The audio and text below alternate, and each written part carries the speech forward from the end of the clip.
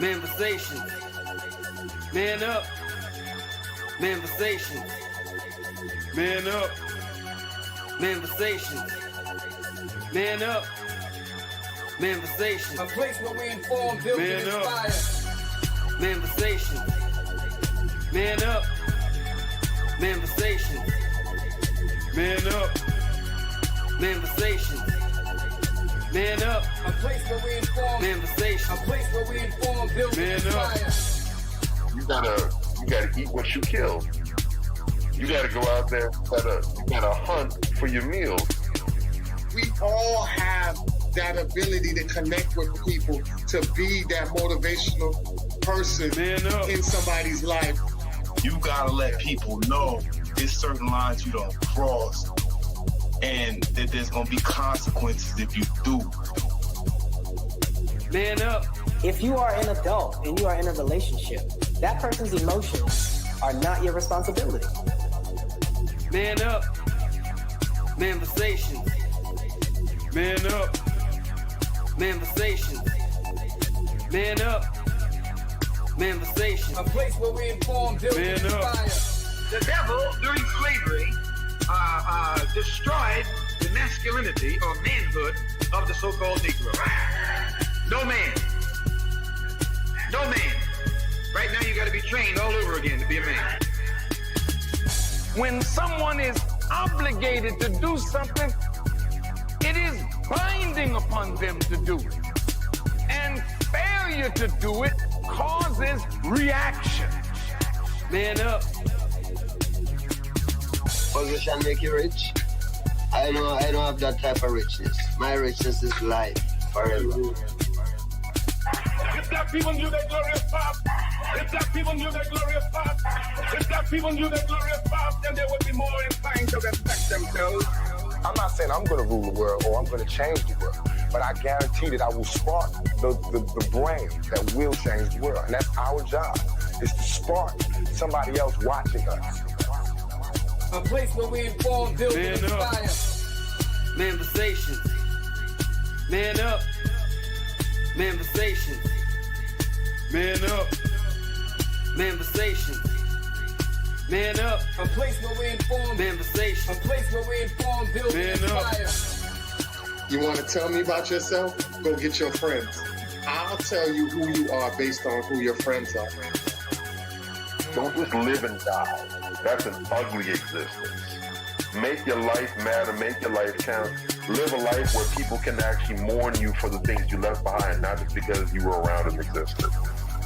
We need strong black nuclear family. Yes. Yes. That's what it is. Mother, father, son, daughter, all in the same house with a focus on the family unit as a whole. We had Tulsa, Atlanta, New Jersey, Detroit. Mm-hmm. We had Rosewood. We had Black Wall Streets all over. The Republicans aren't for us, but the Democrats aren't for us either. And we should have no alliance to any political party. We only have alliance to what is in our own best interest. A place where we inform, build, and inspire. Manifestation. Man up. Manifestation. Man up. Manifestation. Man up. A place where we inform. Manifestation. A place where we inform, build, and inspire. At the end of the day, as men in the community, we must stand together and be counted, because people look to us for guidance, leadership, and protection. And if we are not about that business, we are not on our job. Here we have grown-ass man conversations in the spirit of that purpose. Anthony Malcolm, Bobby Drake, Major Gage, we are. This is Manifestations 2020. Manifestation. Man up. Manifestation. A place where we inform, build, and inspire.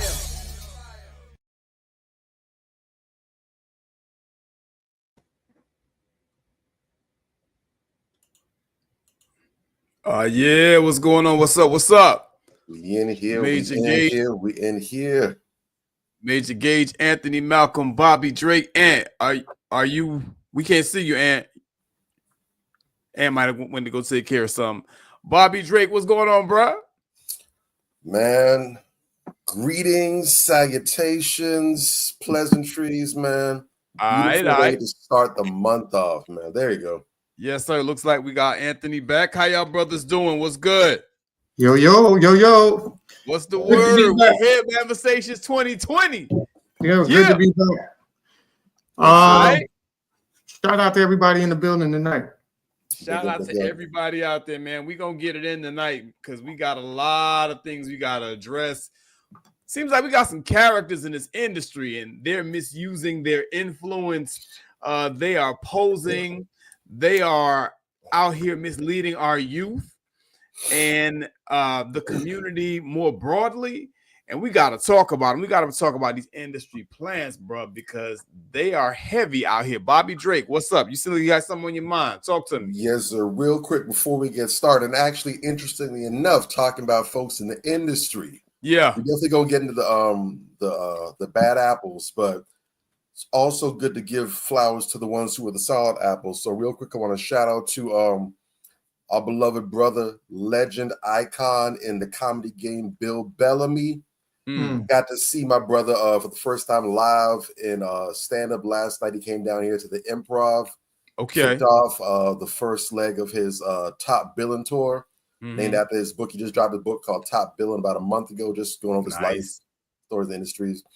And I got to say, man, I got to actually meet the brother after the show a little bit, talked for about maybe a few seconds, not too much because he had a whole lot of people trying to see him. But I will say, first off, if you get the chance, go see that brother. I'm gonna use the description that another very funny brother, Corey Holcomb, used to describe him just earlier this week. He called that man a monster in the game. Yo, I went to listen to the brother, and first off, the brother really is timeless. Okay. And what I mean that is, if you grew up, I mean, if you were in the 90s, you know who Bill Bellamy was. Brother was doing it for MTV. He was a VJ on there. Yeah. All over Def Comedy Jam.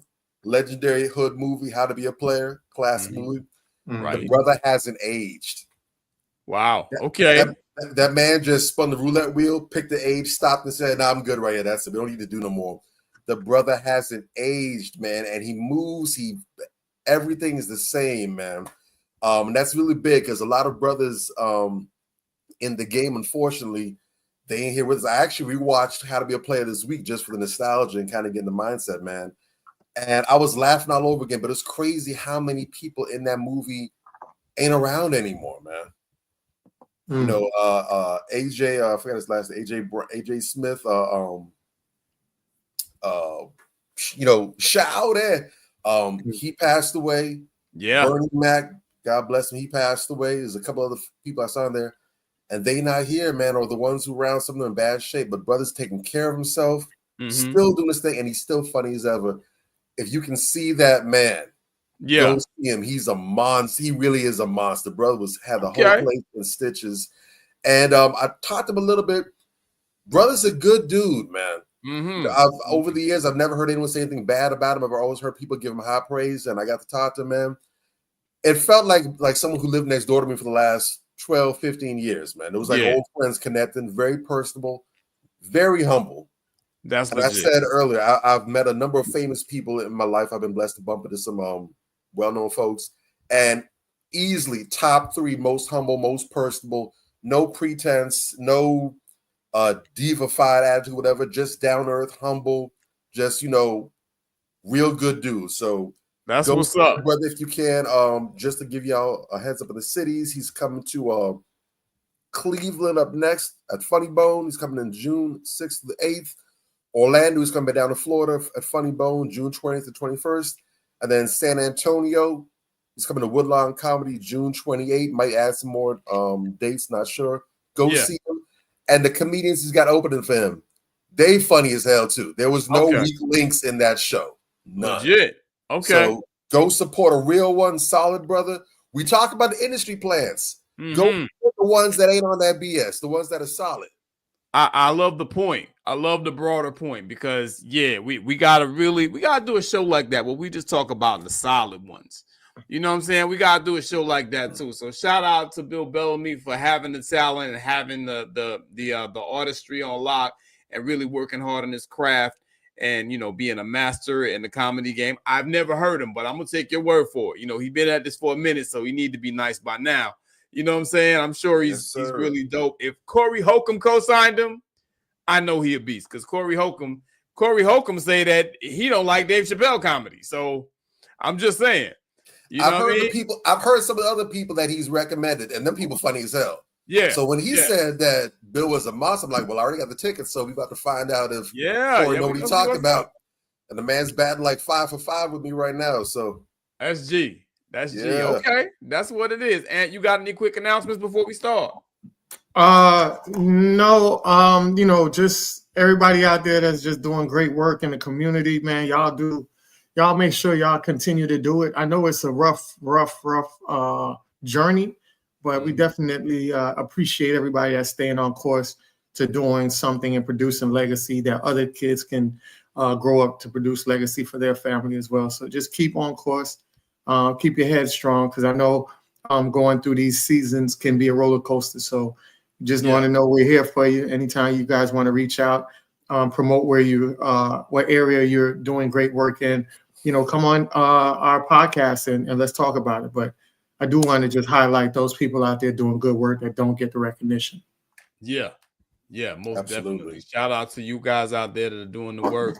Keep on keeping on, man. It's sometimes it may seem thankless, but trust me, people see you and you are making a difference. So shout out to y'all. I got one quick shout out before we get in the building. Shout out to my mother. It is her birthday today. A very happy birthday to Miss Aaliyah. A very happy birthday to Miss Aaliyah. I absolutely happy birthday, Queen Mama. Yes, sir. Absolutely love you to life. You are wonderful. Shout out to you. Appreciate you for the gift of the major gauge. Well, that is appreciated, brother. That is appreciated, good brother. You know what I'm saying? So now that we are here, you know what I mean? It's, you know, at the end of the day, I always try to look for the commonality. When I see that something is an issue, I always try to look for the common denominator as to what might be causing this issue. What is the root cause of this affliction? Why is everybody out here acting the hell out? And I want to show you something that I noticed real quick, and tell me if you see anything that might bind these individuals together. You tell me. I was looking on the internet, and boy, oh boy, oh boy, oh boy.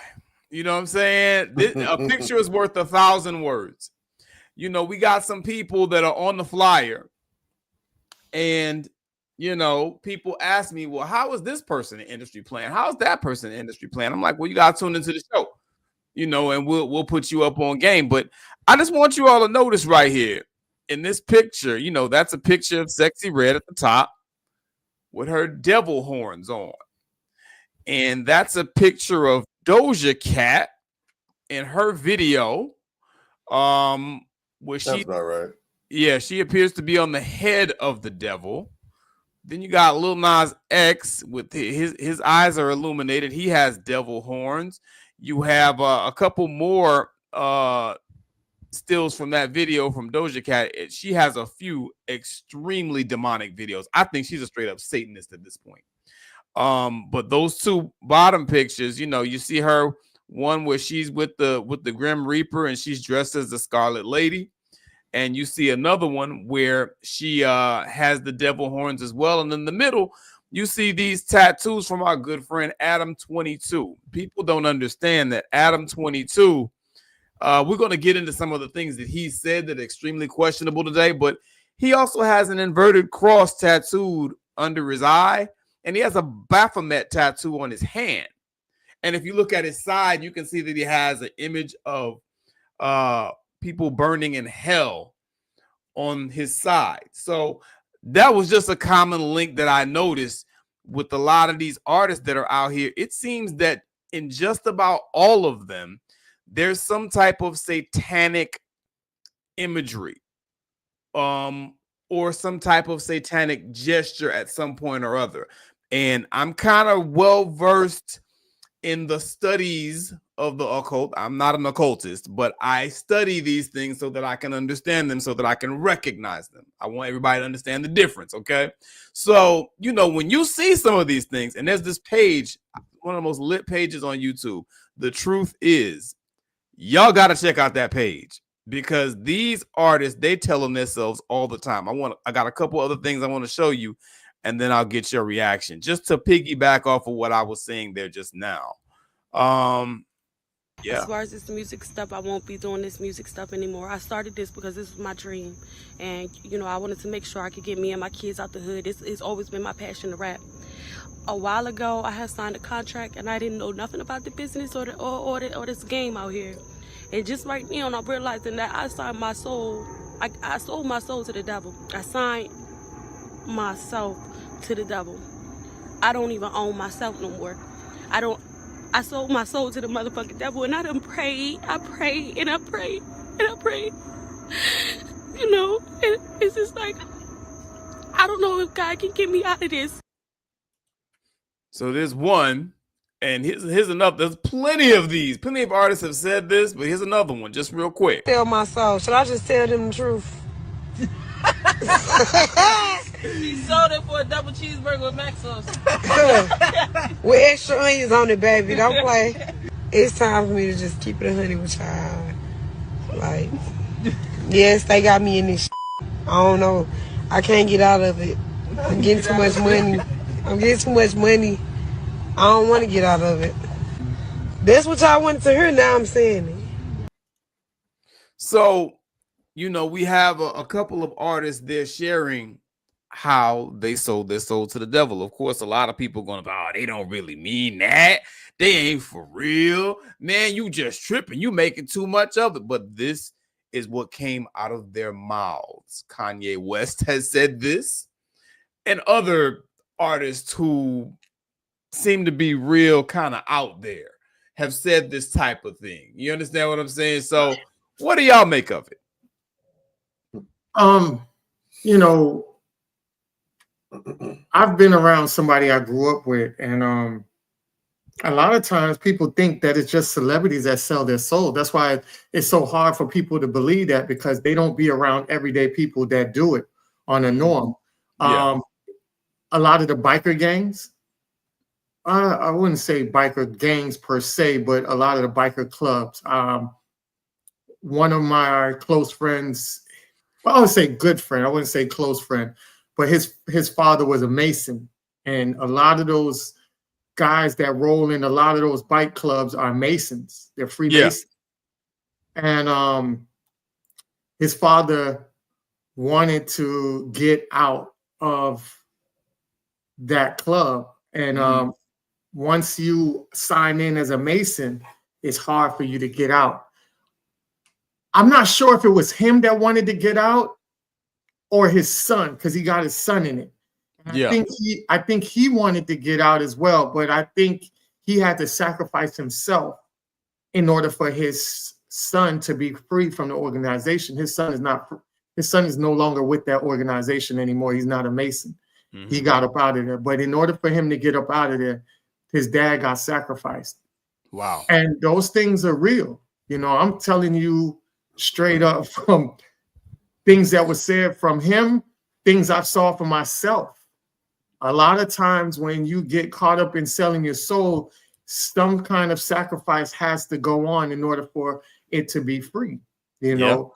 And you know, thinking about that, I know people won't kind of correlate the two, but even when you look at the new movie now, what's that? Final Destination, Bloodlines. Like, there has to be some kind of cut-off sacrifice from that in order to stop continuance from continuing on to the next generation. Stuff like that, even though it looks like it's just entertainment, it's real shit. Like, you get caught up into certain entities, demonic energies, realms.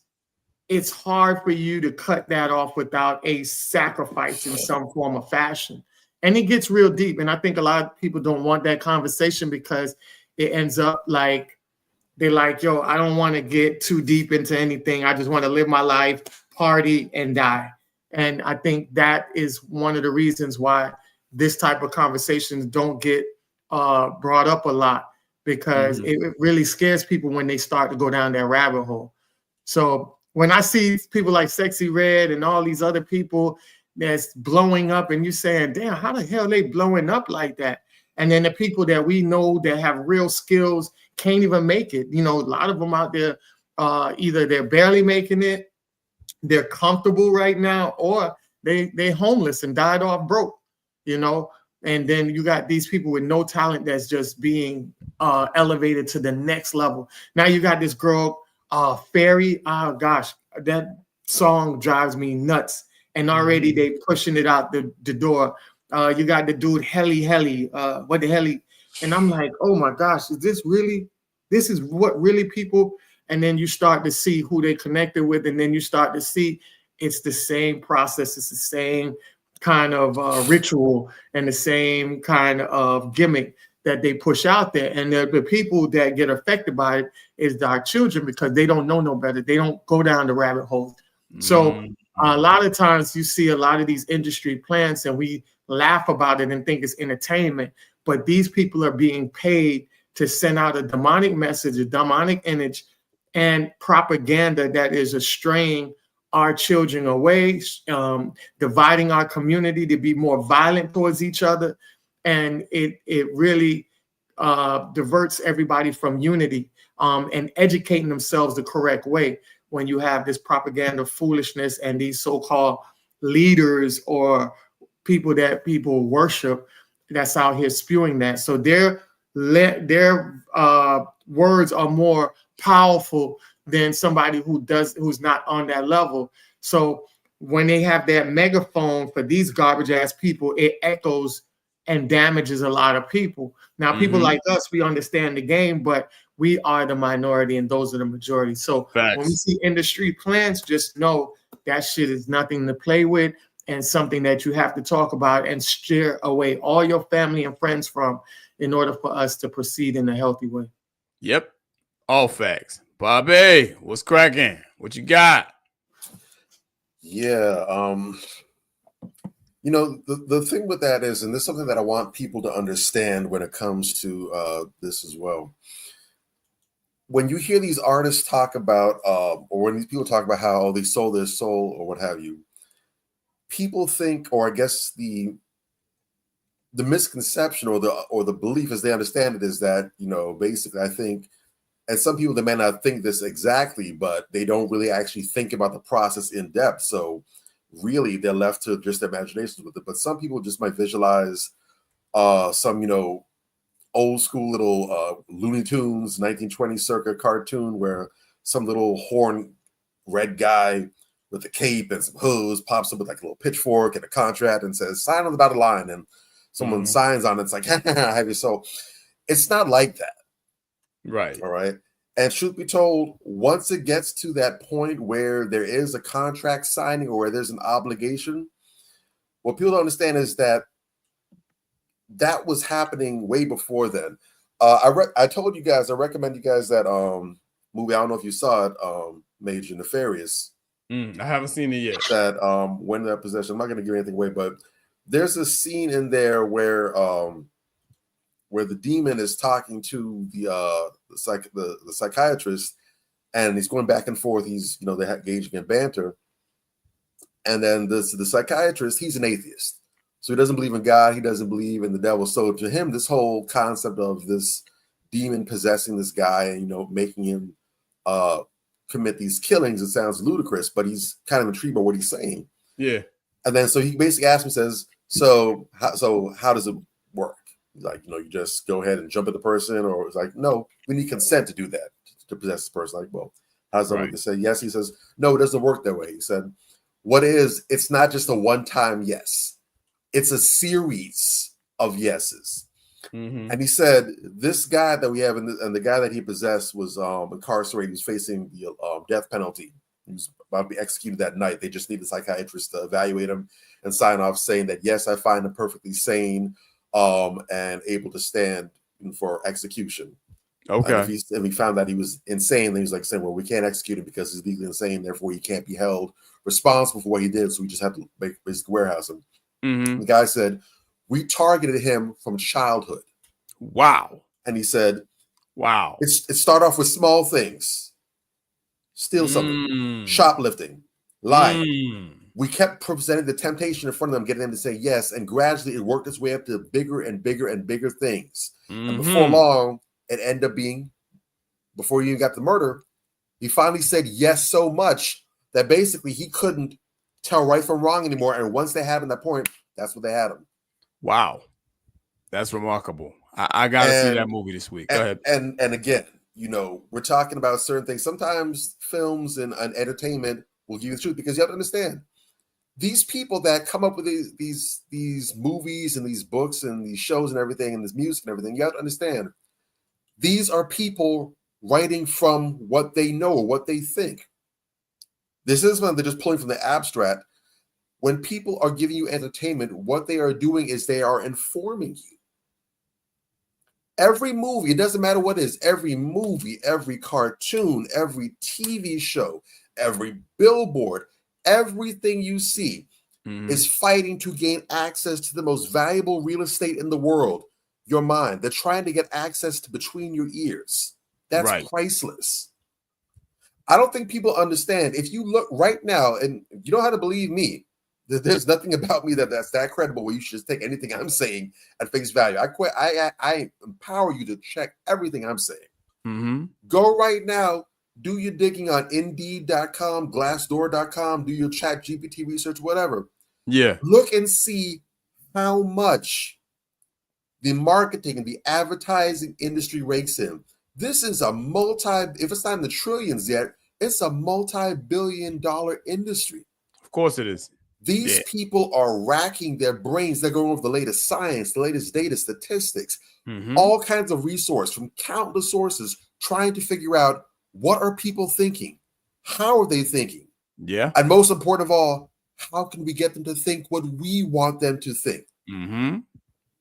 They did research, and we're talking about years and years ago. One of the reasons why the most popular colors you see in fast food logos are green and yellow and red, I believe. I think those three are the most popular colors, red, yellow, and green. They said it's because they did the studies and they shown that those three colors, not necessarily connected, but those three colors, especially yellow, have been found to suggest hunger in the brain.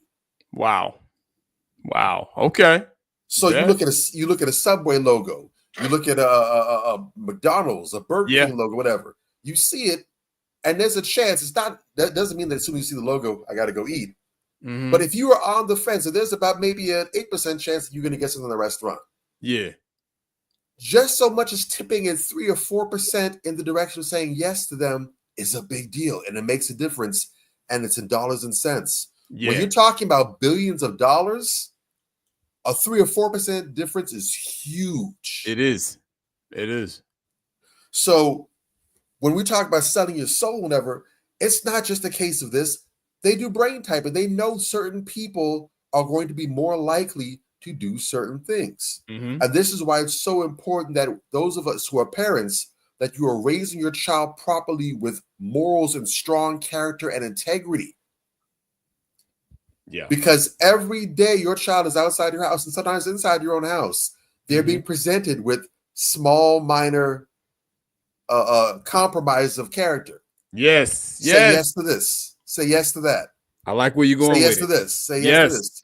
And before long, you get to a point where they're in the position, if God has blessed them talent or skills, where they are selling their souls later on down the line. Why? Right. Because they said yes to so many minor things before. By the time the big thing comes here, the stuff that you and I would look at and be like, oh, hell no, I'm not doing that. Yeah. For them, they don't have that same barrier because it's been chipped away and eroded at for so long. All right. So keep that in mind. When you see the Sexy Reds, the Lil Nas X's, this wasn't a one-time thing where they just saw dollar signs and said, I'm with it. They were like a Little Caesar's pizza. They were hot and ready a long time ago. And these companies, especially in Hollywood now, we've been saying for the longest time how the industry tries to program people, that try to control the distribution and everything. they're at a point of the reason why we question, well, why doesn't so-and-so get signed their talent is because they don't want that anymore. It used to be they had A&Rs pretty much boost you up and promote you and get you on the streets, but they learned over time what the streets always knew. You cannot, and Kendrick talked about that as well too, you cannot fake influence. That's real. And so they're saying, you know what? Rather than go ahead and do this, we've already perfected the process of making somebody a superstar. We've been putting out whack-ass one-hit wonder artists for years. We're good with that. What we can't fake is the influence. We can't fake the streets. So we need to find people that's got a huge social media following. Who's popping? Who are people naturally gravitating towards? And if we can bring them in the fold, we can make them the superstar. We just need the eyeballs. Well, that's what we're going to right now. We're going to talk about how they're converting some of these people over, and like you said, the point that you're making with normalization. We're going to get more into that now. Shout out to the guy who called DCF on that lady for what she did with her daughter. What do they call that again? Exploiting her daughter. Oh, you talking about Miss Shirley? Yeah. Oh man, I really wanted to get into that this week, but it didn't really go with the show. But we're gonna talk about that lady. I shout out to him. And if I lived around her ass, I would have called the police on her monkey ass too. She's an idiot. But anyway, moving right along because we got a lot to cover tonight. So let's get to it. Just to keep with this same theme, because we're talking about normalization, right? That's where we're going with this. And that ties in perfectly with these next 2 points. We're going to stay on Lil Nas X for a little bit. Pause. We're going to stay on Lil Nas X for a little bit. And we're going to ride with this because it makes sense. The next thing after, we talked about the satanic imagery in the videos and so forth and so on. And, even Sexy Red, not even just the videos. Sexy Red was walking around in the streets and at her concerts. It wasn't Halloween, just wearing devil horns, just as an everyday thing. You understand what I'm saying? But check this out. Not too long after that, Lil Nas X releases Satan Nikes containing real human blood. Okay, Lil Nas X, and they're advertising. The article and the video had nothing to do with each other.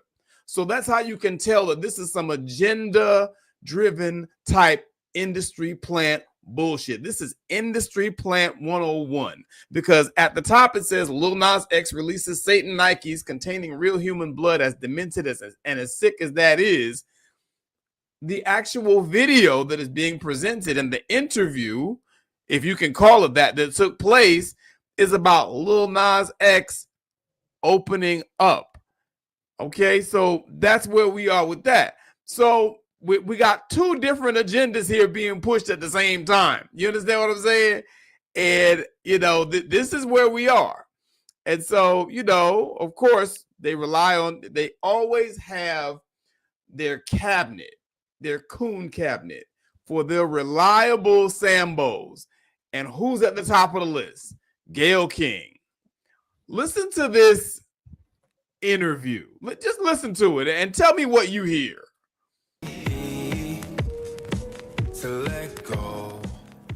That's the hit song Closure by superstar Lil Nas X. The artist quickly rose to fame with Old Town Road. You know it. It broke the record for Billboard's longest running #1 song of all time. Wow. That happened when he was 19. The rapper, whose real name is Montero Lamar Hill, revealed Closure was his way of coming out as gay. He told us the journey to making that announcement was not easy. Did you know as a little boy that you were gay? Did you think that as a youngster while people are telling you it's not a good thing? Were you thinking, yeah, but I think I am? Definitely. I knew, especially around my teenage years, I would just pray and pray and pray and. What were you praying for? That it was a phase. That it would go away. Yeah, go away. I'm good with it, but I'm not going to tell anybody. Yeah.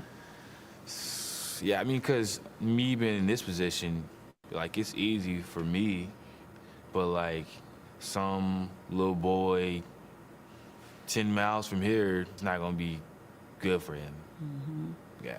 But don't you think you coming out that could probably help others who are struggling the way you were struggling with it? I think it's gonna always help. You know, we still have a long way to go because it's not like everybody is like messing with me now. Because of course, somebody who's like listening to me in school right now, it's like you gay because you're listening to him. So it's like it's still a lot to be done, of course, but I do believe it's helping. So, this is something that I see happen with these folks all the time. You will have somebody like Lil Nas X. He was a one-hit wonder. Let's just call it what it is. He's a one-hit wonder.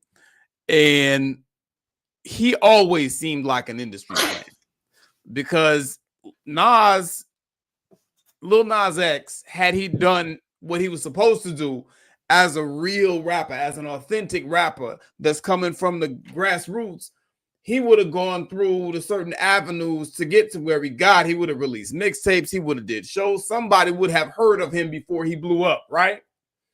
Okay. He blows up. He shows up and he calls himself Lil Nas X. Off rip, you know somebody would have checked his ass because he's calling himself Nas. Well, hold up, homie. Right. Well, how you call yourself Nas? You better be the baddest MC out if you calling yourself after Nas. You know, and you're gonna have to explain that to the hip-hop community. It smelled and reeked of industry plant from jump, bruh. This dude came out calling himself something Nas, and nobody questioned that. And you know, his first little song, okay, it was a little pop song, whatever the case may be. They set it up, they bodied it, they marketed it to kids. They had him in every elementary school in the country, just about, because that song was being marketed to kids. Yep. Most of his performances were at children's schools when he was promoting that song, and they were white children. Then he gets in, and you know, the song kind of, you know, runs its course and it's done. It's played out. It's old now. Now you got to produce another hit, and you have no talent. Let's just keep it a buck. You have no talent. So what do? You go into your bag of gimmicks, and you pull out this whole, oh, I'm gay stuff. And you're sitting down with Gayle King. Like I said, they got their coon cabinet. So you're sitting down there with Gayle King, and she ain't going to ask you no real questions. First of all, she starts talking about the hit song Closure from hip-hop superstar Lil Nas X. I've never heard this song in my life. Never. Okay? I listen to music all the time. I listen to hip-hop radio every day. I've never heard that song. It ain't a hip-hop song, and he ain't no damn hip-hop superstar. So you see how they pedestalize their tools. They pedestalize the people that they're going to use to promote an agenda. You understand what I'm saying? So, oh, you know, he got a #1 song. It's a hit song. He's a hip-hop superstar. He's been interviewed by Gayle King. Nobody in Black society listens to Gayle King. You understand what I'm saying? You got to be a Sambo that's part of the boule if you listen to Gayle King. You dig? And none of the other stuff they said is true either. It just reeks of industry plant because no Black people are out here bumping Lil Nas X anything. Even the first song, white people were bumping that. He did a remix with Billy Ray Cyrus. Most Black people don't know who the hell Billy Ray Cyrus even is. You understand what I'm saying? Sure. So this is, again, how they're going out of their way to promote this agenda. They got him with, literally, with Satan, the Satan Nikes. That's what they call them. You understand what I'm saying? And they have a drop of real human blood in them, supposedly. And this is the marketing tactic that they use. And you're going to tell me that Hollywood's not evil and these people are not pushing an evil satanic agenda? What do you make of it? Because it's glaring to me. Real quick, fellas, because we got a lot to get to. Real quick, Ant and Bob, or however y'all want to do it, but quick. Yeah, the thing about it is Lil Nas X. So Little is very strategic, even in the programming of his name. Little, everybody knows, I think about 80% of the rappers went by Little. Little Kim, Little Wayne. So that in itself, when you go to Google check, his name is gonna come across on the screen. Nas is a very powerful, legendary person in the hip hop community. They gave him that name to try to cancel out anything that Nas has done in the past, because all his work is pretty much gearing and propelling young children in the right direction. I can be anybody, right? I can be what I want to be. That's a very powerful song that Nas did. So giving him Nas was to overshadow anything that Nas has done. So even when they Google for Nas, this little prick comes up in the algorithm and is shown. X, anybody knows that X, even DMX, Malcolm X, just having the X in his name is powerful. X Clan. So all of that is to be in the algorithm to overshadow all of the positive stuff. So it was very, very chess-like for them to give this man that name. Also, one of the most powerful components of systemic racism is making sure that Black people are financially apartheid all over this world. Global apartheid, financial global apartheid. That is one of the most powerful weapons that systematic racism has and uses and operates. Why is it powerful? Because when you keep people at arm's length by not giving them resources to empower themselves to basically create Black Wall Streets and things like that, because they don't have the financial means. Every time the years add on, you're finding ways to throw debt onto people that they consider Black folks, right? And when you're going around for years and years out here with no money, you're going to be desperate to do things for money. And that's why it's easy for people, especially Black people, to sell their soul because of the money. We heard Big Ears and Big Lip Industry Plant and Sambo, what's his name? Steve Harvey said it in his comedy strip. He was acting like a monkey. He said, shit, if I'll act like a monkey for $10 million, and he started doing the monkey noise and all that shit on stage.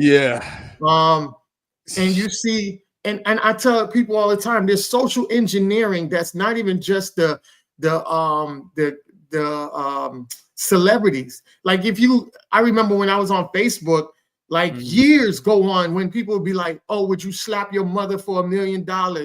And you would see the responses. Some people would say they'll slap their mother for a biscuit at Popeyes. Like, it just goes to show you that we are so financially deprived. We also look at money as our God.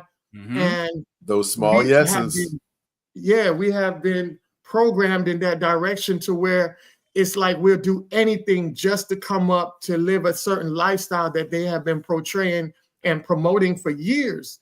So when you see this type of thing go on, you have to ignore it. You have to walk away from it. Don't entertain yourself with it. Gayle King, if you watch her interview, she tells you based on her interviews who she's trying to promote and who she's trying to destroy. When she did that interview with Megan Thee Stallion, you could tell she was trying to promote that toxic masculinity, making this woman the victim and everything like that. When the real evidence is coming out, and shout out to the women, because the women saw through that fake crying and all that bullshit that Gayle was trying to promote, and people were calling her out like, yo, you faking this whole shit. You know what I'm saying? And then you look at the interview, how she was talking to R. Kelly. And the way she came at him, she was poking at him. She didn't have no sympathy like she did for none. You know what I'm saying? And I'm not saying that R. Kelly is a person that you want to give sympathy, but when you're in a journalistic realm, you have to treat everybody the same way. And if you're going to be a true journalist, you're supposedly a journalist, right? Exactly. If that's what you're trying to portray, we already know that's false. That's not the agenda. When you sitting here promoting Lil Nas X and fabricating, talking about, oh, he's the #1 or a big hip hop star, that's bullshit. If anything, he's more pop than hip hop. Right. But you're going to promote him in a way because you want to lead the Black people in that direction, because we know homosexuality is another way of terminating black folks. Facts. You know what I'm saying? So once you understand population control, you'll understand these agendas that go on with that. So I mean, it goes really deep. We could go all day, but I'll land my plane on that. No, well said, brother. Very solid points. Bobby, real quick, what you got? Talk to me, man. No, absolutely, man. Look, they always tell you in business, they always use the adage of never go into the grocery store hungry. Right. Right. Never go into the restaurant hungry, because when you go in there hungry, everything you see looks good. Facts. Everything you all from aisles 1 to 32, you want to walk out that store with everything because you're starving, you're hungry. Right. Everything look good, including the things that you probably don't need, can't afford, and worst of all, aren't good for you in the first place. Yeah. Rules of business applies. You walk in at a place of disadvantage where you're desperate, especially they can detect on you, you're at a major disadvantage. Those people know they can press you, they can hardball you, everything else they want to do with you, and they know that you're not in a position to turn them down. But when you're able to walk in there confident, competent, unbothered, unfazed, you're able to set your terms, go back and forth, barter, I don't like this, drop it, or no, I need some more than that. All right, you playing. Call me when you got a real serious offer. Walk away from the table, and don't walk away from the table and lurk outside the door hoping they come back and open it. Right. But you actually, I mean, do everything. Leave, get in the car, go home, drive. Brush your teeth when you get home, eat dinner, go to sleep. Wake up in the morning, get a phone call. And we were thinking about it. We got another offer for you. Really be able to walk away like, I don't need this. It's different. It's different. When you're able to deal with other people from an equal place of power. It's all about leverage. So again, like you said, Ant, when they're able to keep us in a place of disadvantage, that further increases the odds that they're going to have a ready, willing, and able pool to turn to. Jason Black said it best. They hate us because we're black, but they victimize us because we're poor. Yeah. That's Jason the Black key. is brilliant. Yes. That's the key. They hate on Jewish folk the same way. In similar ways, there's similar disdain and revile for the Jewish folk. The difference is you can't come at that. So they hate them because they're Jewish, but how come they can't disenfranchise them? How come they can't do to them what they do to us? Simple. Yeah. They ain't broke. Papers on point. Yeah. They papers on point. Their resource game is up. And they have power in the right places. So if you so much as say something that they don't feel like is appropriate on this day, tomorrow they might feel different. But today happens to be Tuesday. And Tuesday, if you say certain things that starts with X, Y, and R, or have those letters in it, and we don't like it, now we at your door within 36 hours, you on air holding a press conference, giving a full letter of apology from your publicist. You out here on a whole apology tour, making donations to charities that they approve of, and basically you learned, I need to keep my damn mouth shut. Basically, that's what you learn. Yes. And they don't want us to get in that position because then they understand that we can't play bully ball with them like we want to. Shout out Nick Cannon. That's right. Yeah. I mean, I'm just saying. Yeah. That's it. That's it. You hit it out the park, bro. Okay. I do want to say this real quick. Go ahead. Don't be fooled by Kai Cenat. I didn't even know that they linked Kai Cenat to Lil Nas X and his little gay ass videos and shit like that. I didn't know Kai Cenat and Lil Nas X know each other. So when you see Kai Cenat that's out here talking about, oh, I'm not trying to sell my stuff over to the industry and the people, and y'all like, yeah, Kai.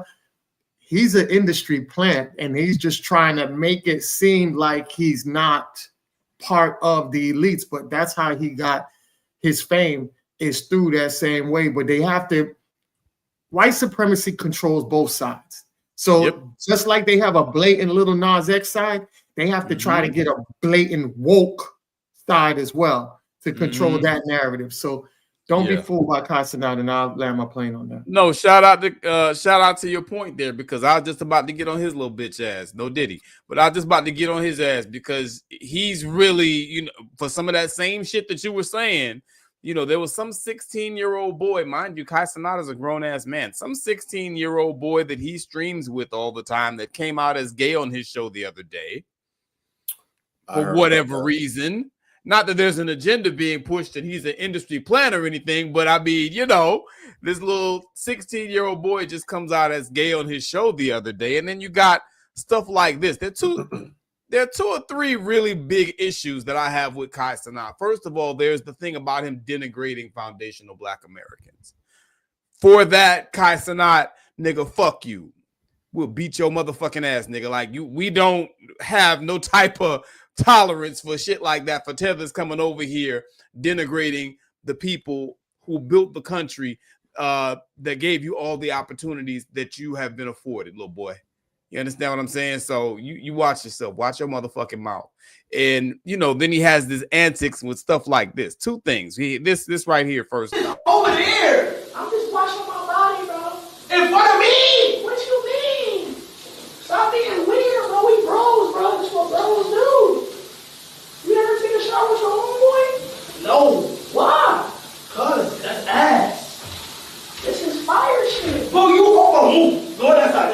Bro, fuck it. Nah, since you want to do that, let me right here then.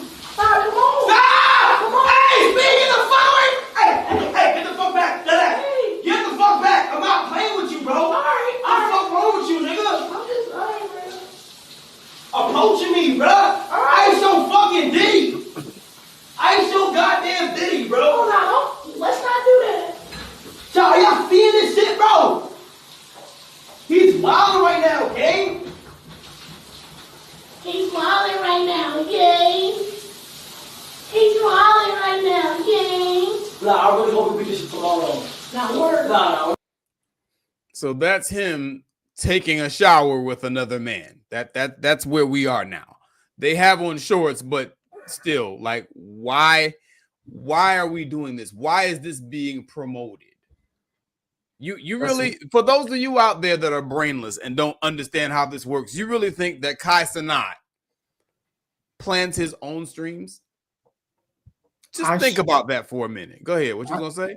I Show Speed. I don't like that dude. That's he's a coon's coon. Fucked up Sambo that I just don't like. I seen him in Japan doing dumb shit, just degrading the Black image itself, like just doing some real Sambo shit. He's an industry player too. He done came up. So it doesn't surprise me seeing these two fuck boys in the shower. Exactly. And I didn't talk about I Show Speed because Black people don't really fuck with him. So I don't give a fuck about him as much as I care about Kai Cenat and the effect that he's having on our community. But I Show Speed, I saw him, that same show I was telling you about, The Truth Is. He was on a stream with this girl, basically inciting that, you know, he would SA her. You know what I'm saying? And it's just like, whoa, this man. And I mean, he got to the point where he was like on some rage bait shit. He sounded like a demon. I'm not kidding. Yeah, I'm gonna send y'all that video, but we're not gonna talk about him. Yeah, he's a fuck nigga. I'd rather not. Yeah. All I gotta say about every time I hear his name, I just like I automatically get like a bad taste on my mouth, like just ate mention of it. He's a fuck nigga too. Hold on, I only have one. No, I just want to say one thing, and this is to him. I don't know if this will get to him or whatnot. I don't know if the reach of that, but all I have to say is and I mean this with all the love I can muster. Brother, be careful what it is you're asking for, what you're seeking.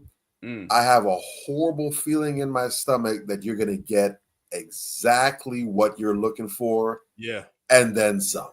That's all I'm going to say. I hear you on that. Let me go ahead and bring the second Kai Cenat video up. This is another problem I got with this little punk ass nigga. This shit.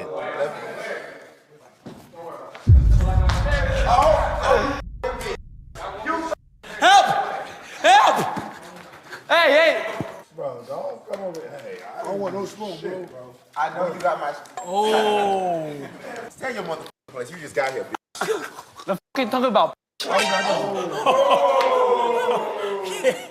Yeah. Shut your mouth. You can't talk? Okay. 更加夸小。 Go again. 更加夸小。I'm like a stand up business.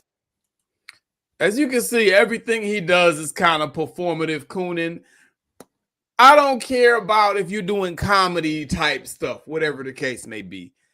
First off, ain't nothing funny about this. You know, and Kai Cenat just basically, just on a very basic level, there's nothing funny about Kai Cenat, except maybe if you talk about that nigga's face. There's nothing funny about Kai Cenat.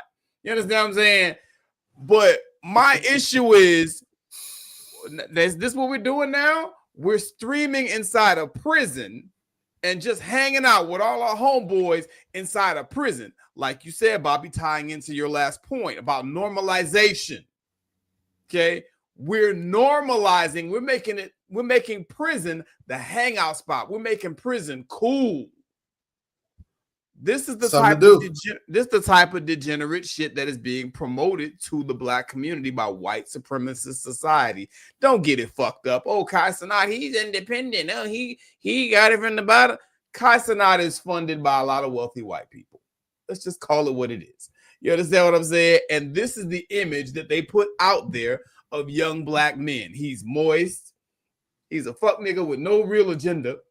There's nothing intelligent or forward moving that he talks about. Even that streaming university shit. You people were talking about how the shit was a scam and nobody really learned nothing. It was just like this. You know what I'm saying? Just a few days of this shit. You know, no curriculum, no classes, you know, that were really put together where people actually learned anything, whatever the case may be, like it was supposed to be, the way that it was marketed. It was, by all accounts, you know, of the people who actually went and the people who observed, just something that he did to ingratiate himself at the end of the day. Even as he was supposed to be bringing light to less known streamers and, you know, helping them out or whatever. Just about all the streamers there, from the streaming community, they're saying, nah, he didn't get nobody streamers. He had people who had pretty moderately large followings there. So if you didn't like Kai Cenat, but you like them, okay, now he got their followers too. You know what I'm saying? It's a whole production about nothing. It's much to do about nothing. And I really have a problem with that. You know, because I had to get on some nigga on our page the other day talking. He came on the on my page, you know, talking about how he agrees. Some dumbass came. I think Aaron the plumber came out and said that, you know, every black man should go to prison for a couple years so he can get disciplined. And some asshole came along agreeing with him. Like, dude, you plantation ready. That nigga is plantation ready. Sometimes I gotta come outside of my podcaster and, you know, I'm a public person bag, and I just gotta say fuck you niggas, because that when you start talking like that, I got a problem with you. You are a direct danger to the community. You understand? And you have to be neutralized. I'll park the Chevy right there, let y'all brothers cook. What y'all got, man? That really got me hot. Yeah, I really don't have much for Kai Cenat. I was just real mad. I think he's Jamaican. That made me mad for my culture. He's Haitian. Oh, he Haitian? Yeah. Oh, I thought he was Jamaican. Ooh, thank He's God. You know, just being the Caribbean coon, it just irks me because a lot of people don't understand. There's a lot of degenerate energy and programming and culture that comes from the diaspora. Right. People don't want us to talk about it, but me being from having lineage from the diaspora, I could tell you a lot of the degenerate shit that you see here in America has come from the diaspora. I've talked about that before with the, you know, with the narcissism and the, you know, just the beating on women. That stuff happens a lot over there. The adultery. You got cops in these islands that prey on young girls. Who's gonna stop them? They're the police, you know, and they come over here with that same mindset. It's really, really, really bad, man. It needs to be addressed. But you know, people don't want to open up their closet. You know, they don't want you to go in it. They just want to make everything seem like it's green grass, picket fence, and sunshine. And that's not how you correct a nation. That's not how you correct a society, by hiding things. You got to be honest about it. Right. And then when you know, people from the diaspora, you see them come over here, they're the easiest ones to convert into Sambos and industry plants. So understanding that, you'll definitely understand how all of this is being orchestrated in front of our faces. And that's why I say shout out to the Black woman who created the Matrix, because that's what you're seeing. All the agents, you know, they were so key. I love that movie, man. And I've been dialoguing with her, trying to get on the show. She said she definitely would want to come on the show. So I'm definitely going to get that up, because the fact of having agents, right? And agents was like regular motherfuckers. And then all of a sudden, when they change them into agents, they just change that quick and come after you like anybody. It could be somebody homeless on the bench, don't know you from a can of paint, and they could turn them into an agent that comes after you. I think that's so powerful. I think people have to really understand that element of the movie is how you navigate through life, because anybody can be turned into an agent, and that agent is 99.9% of the time against you. And I land my plane on that. Facts. Well said. Bobby, what you got? Talk to me, man. You know, when we see actions like this taken specifically by people who do not have lineage here, that should be taken as an offense to all FBAs and the country as a whole, because again, these people are acting in a way that is very irresponsible, but also shows huge ignorance and disrespect to what is faced here. Because as it's been pointed out, and people get upset and salty when you point this out, but the reality, but it's true. All you gotta do is just take 5 minutes and flip the social media, you'll see it. Anytime you see somebody from the diaspora who's doing well or achieves something or does something notable, it's the first Bahamian such and such, the first Jamaican such and such. Oh, we have a Jamaican graduate here. We have a St. Lucian CEO here. Yeah. They make sure it's never just the fact that this a Black person has done something well. They go out and put out this person is from such and such country and they're representing in a big way. They do it every time. And let me say, there's nothing wrong with that. There's absolutely nothing wrong with that. But when it's something negative, when it's some gang members, or when it's a gang that's going wild or going crazy, or when it's someone that's committed a homicide or essay or whatever, all that kind of stuff, whatever.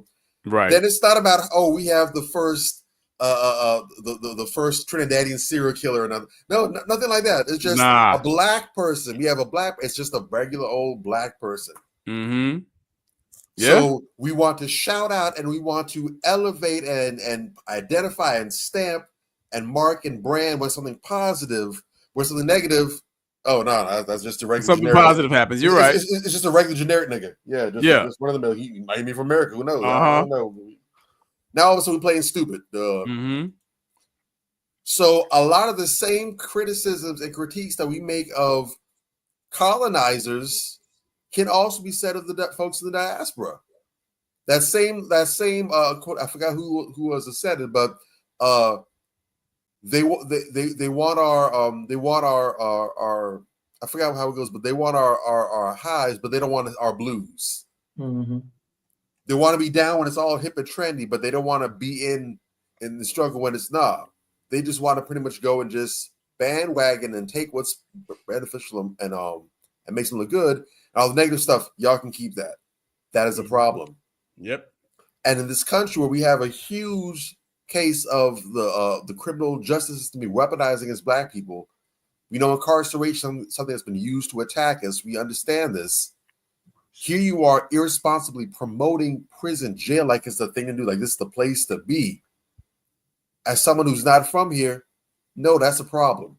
And while it's not a guarantee, there's a pretty good chance you weren't going to get no FBA brother to do no nonsense like that. What's it gonna happen? That is something that can only be willingly done by someone that doesn't have ties here, that doesn't have connection here, and doesn't have a proper understanding, or worse yet, doesn't actually really care about the community that they're cosplaying and presenting and setting up like that. Yeah. Go to Haiti and do that. Right. Go over there to Haiti. Go to Port-au-Prince. Go to Jacmel or wherever in Haiti. Go over there and go ahead and make videos in a Haitian prison doing that. You're not going to do it. Nah. You're not going to promote that. No, you're not going to do that. But you come here and you promote the gutter stuff to us. Same thing with Kodak Black. He does the same thing. You know, same thing with DJ Academics. He does the same thing. You know, they don't talk about the underbelly of what society looks like in their home countries at all. They protect their place and their people. Protect their place. Again, as they should. I'm tipping my hat to that. As they should. But don't come and don't use over here as the red light district. Right. Facts. Don't treat this like Amsterdam at 2 a.m. Don't do that. Look, I had to get on a homeboy of mine just yesterday, you know, talking some shit about, well, in the Caribbean, you know, the educational system is so much better, and you know, the Americans are stupid. And that, dude, I had to make it very clear. You came here. No one asked you to come here. And the only reason you were able to come here is because of the sacrifices and struggles that Black Americans put in. That's why you were able to come here. And I didn't denigrate Trinidad, you know, where he's from. He's still my brother, and you know, he is from Trinidad. Shout out to Trinidad. But what you're not going to do is come over here and he's like, oh, I can say whatever I want. You can say whatever you want, but nigga, you're wrong. And I'm going to check you every time you're wrong. You know, we have to get out of this coon mentality of thinking that we can just go, you know, abroad to someone else's country that you don't originate. You don't even come from there. And you're going to walk in with disrespect. Well, if you feel that way, why are you here? You understand? And I see that with a lot of people from throughout the diaspora. If we're going to keep it real, Black Americans are the only ones that really believe in Pan-Africanism like that. If we gonna keep it a buck. And it's not a two-way street either. No. Because you go over their places, they ain't play that nonsense. Of course not. As they should not. Right. You know what I'm saying? So and again, then when I look, show respect. Exactly. Show the respect. Look, when I came back at what he was saying, and you know, I corrected a lot of the nonsense I was hearing, he said that I had a superiority complex. Nigga, didn't you just tell me that y'all have superior education and y'all have, you know, y'all so much smarter than Americans? I ask a very simple question to any and everybody that says that. If you're supposedly so fucking educated and so high and mighty, where are your results? Why haven't you fixed your home country? Until you do that, you can shut the fuck up. Let me move on to the next topic because we'll be on that all night. That's a whole other show. That's a whole other show. But shout out to the homie. You know what I'm saying? There's no love lost, but we gotta talk turkey. We gotta keep it real out here. You understand what I'm saying? Because people think they can be comfortable with the disrespect and they cannot. Unapologetically. That's real. At the end of the day, that's just what it is. So, next topic. We're gonna go to celebrity trending news because I love to talk about my celebs, dog. Like, we've been talking about celebs, but there's one celeb in particular that I just kind of wanted to feature because this person right here, my mom actually brought this up to me, right? I was talking to my mom about Doechii, and I had not, you know, unfortunately, I don't catch a lot of stuff. For that, I have my mother. My mom is deadly with that. She is an assassin with the snipes. You dig? She be catching shit that I don't catch sometimes. And so I'm talking about Doechii, like, yeah, there's this new rapper. I really like her. You know, she's spitting, like, you know, whatever, because Doechii raps really well. Like, she's a phenomenal rapper. And I guess hip hop has been starving for MCs that can actually MC for so long. When I hear a rapper that can actually rap, I'm excited, you know, because I've been listening to Lil Coochie Vert and, you know, all these other bitch ass niggas for so long. I have no idea when the next rapper is going to come along that can actually rap. You dig? Lil Uzi Vert, and what's the other one? Little Pistol Starter, some bullshit. It's always some new bullshit rapper.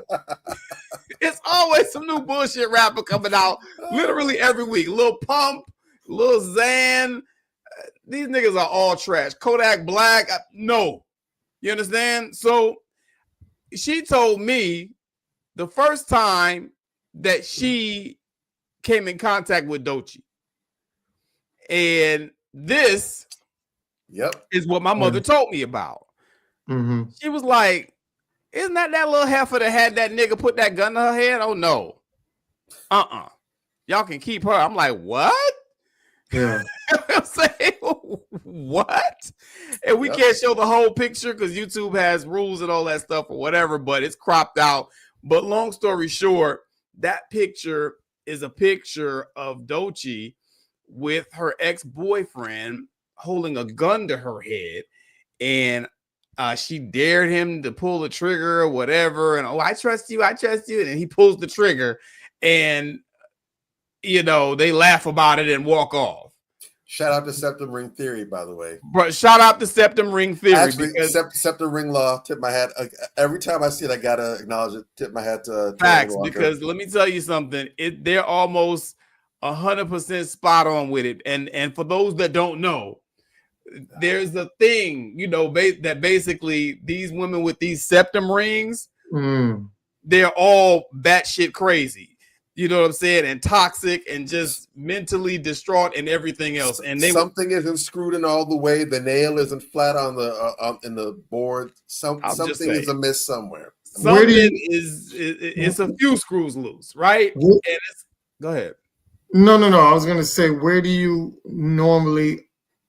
animal you normally see those on? A bull. And a cow, right? On a cow, yeah. In the same realms. Mm-hmm. What's the IQ level of those two? How about that?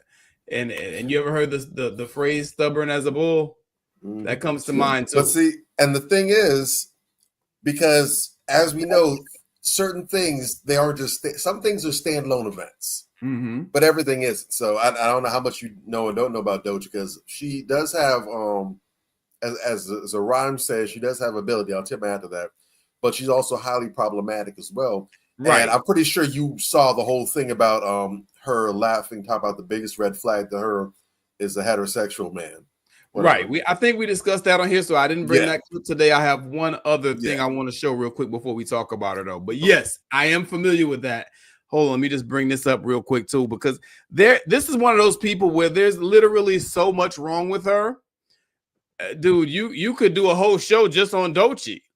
She is toxic as hell, and that's the thing that I want to hammer home here. It's almost to the point now where when you see someone in the industry and they're at a high level and there's no track record that shows that they've been grinding over a long period of time and they gradually grew. You can almost guesstimate if they win a Grammy for a goddamn mixtape that they're an industry plant. You understand? It doesn't matter how well they rap, and hold on, let me bring this up. This is the other thing that I wanted to show you about Miss Doechii. Because this is this is where it's really going. Back to your point. Doechii has been queer. She doesn't owe straight men anything. So the liberals done pick Doechii up. You understand what I'm saying? The liberals done picked Doechii up. I see the name.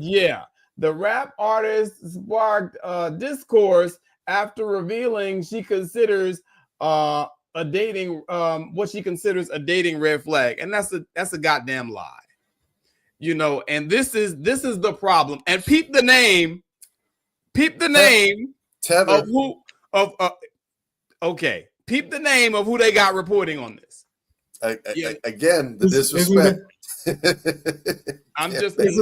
that the griot colors? That's the first thing that jumped out to me too. Like the griot, I was thinking the rot, but okay. Either the rot or the griot. They're the same. They're the same coon. You understand? They're the same coon. But just to drive the point home on this, first of all, no, Doechii has not been queer. Her ex-boyfriend, the one who put the gun to her head and pulled the trigger, he was straight. He was a man that she trusted. That was a man. So this, I want you to peep the agenda off rip. They're saying, oh, she's been queer or whatever the case. No, she came into the game with a boyfriend, but they're already trying to sell you the bullshit.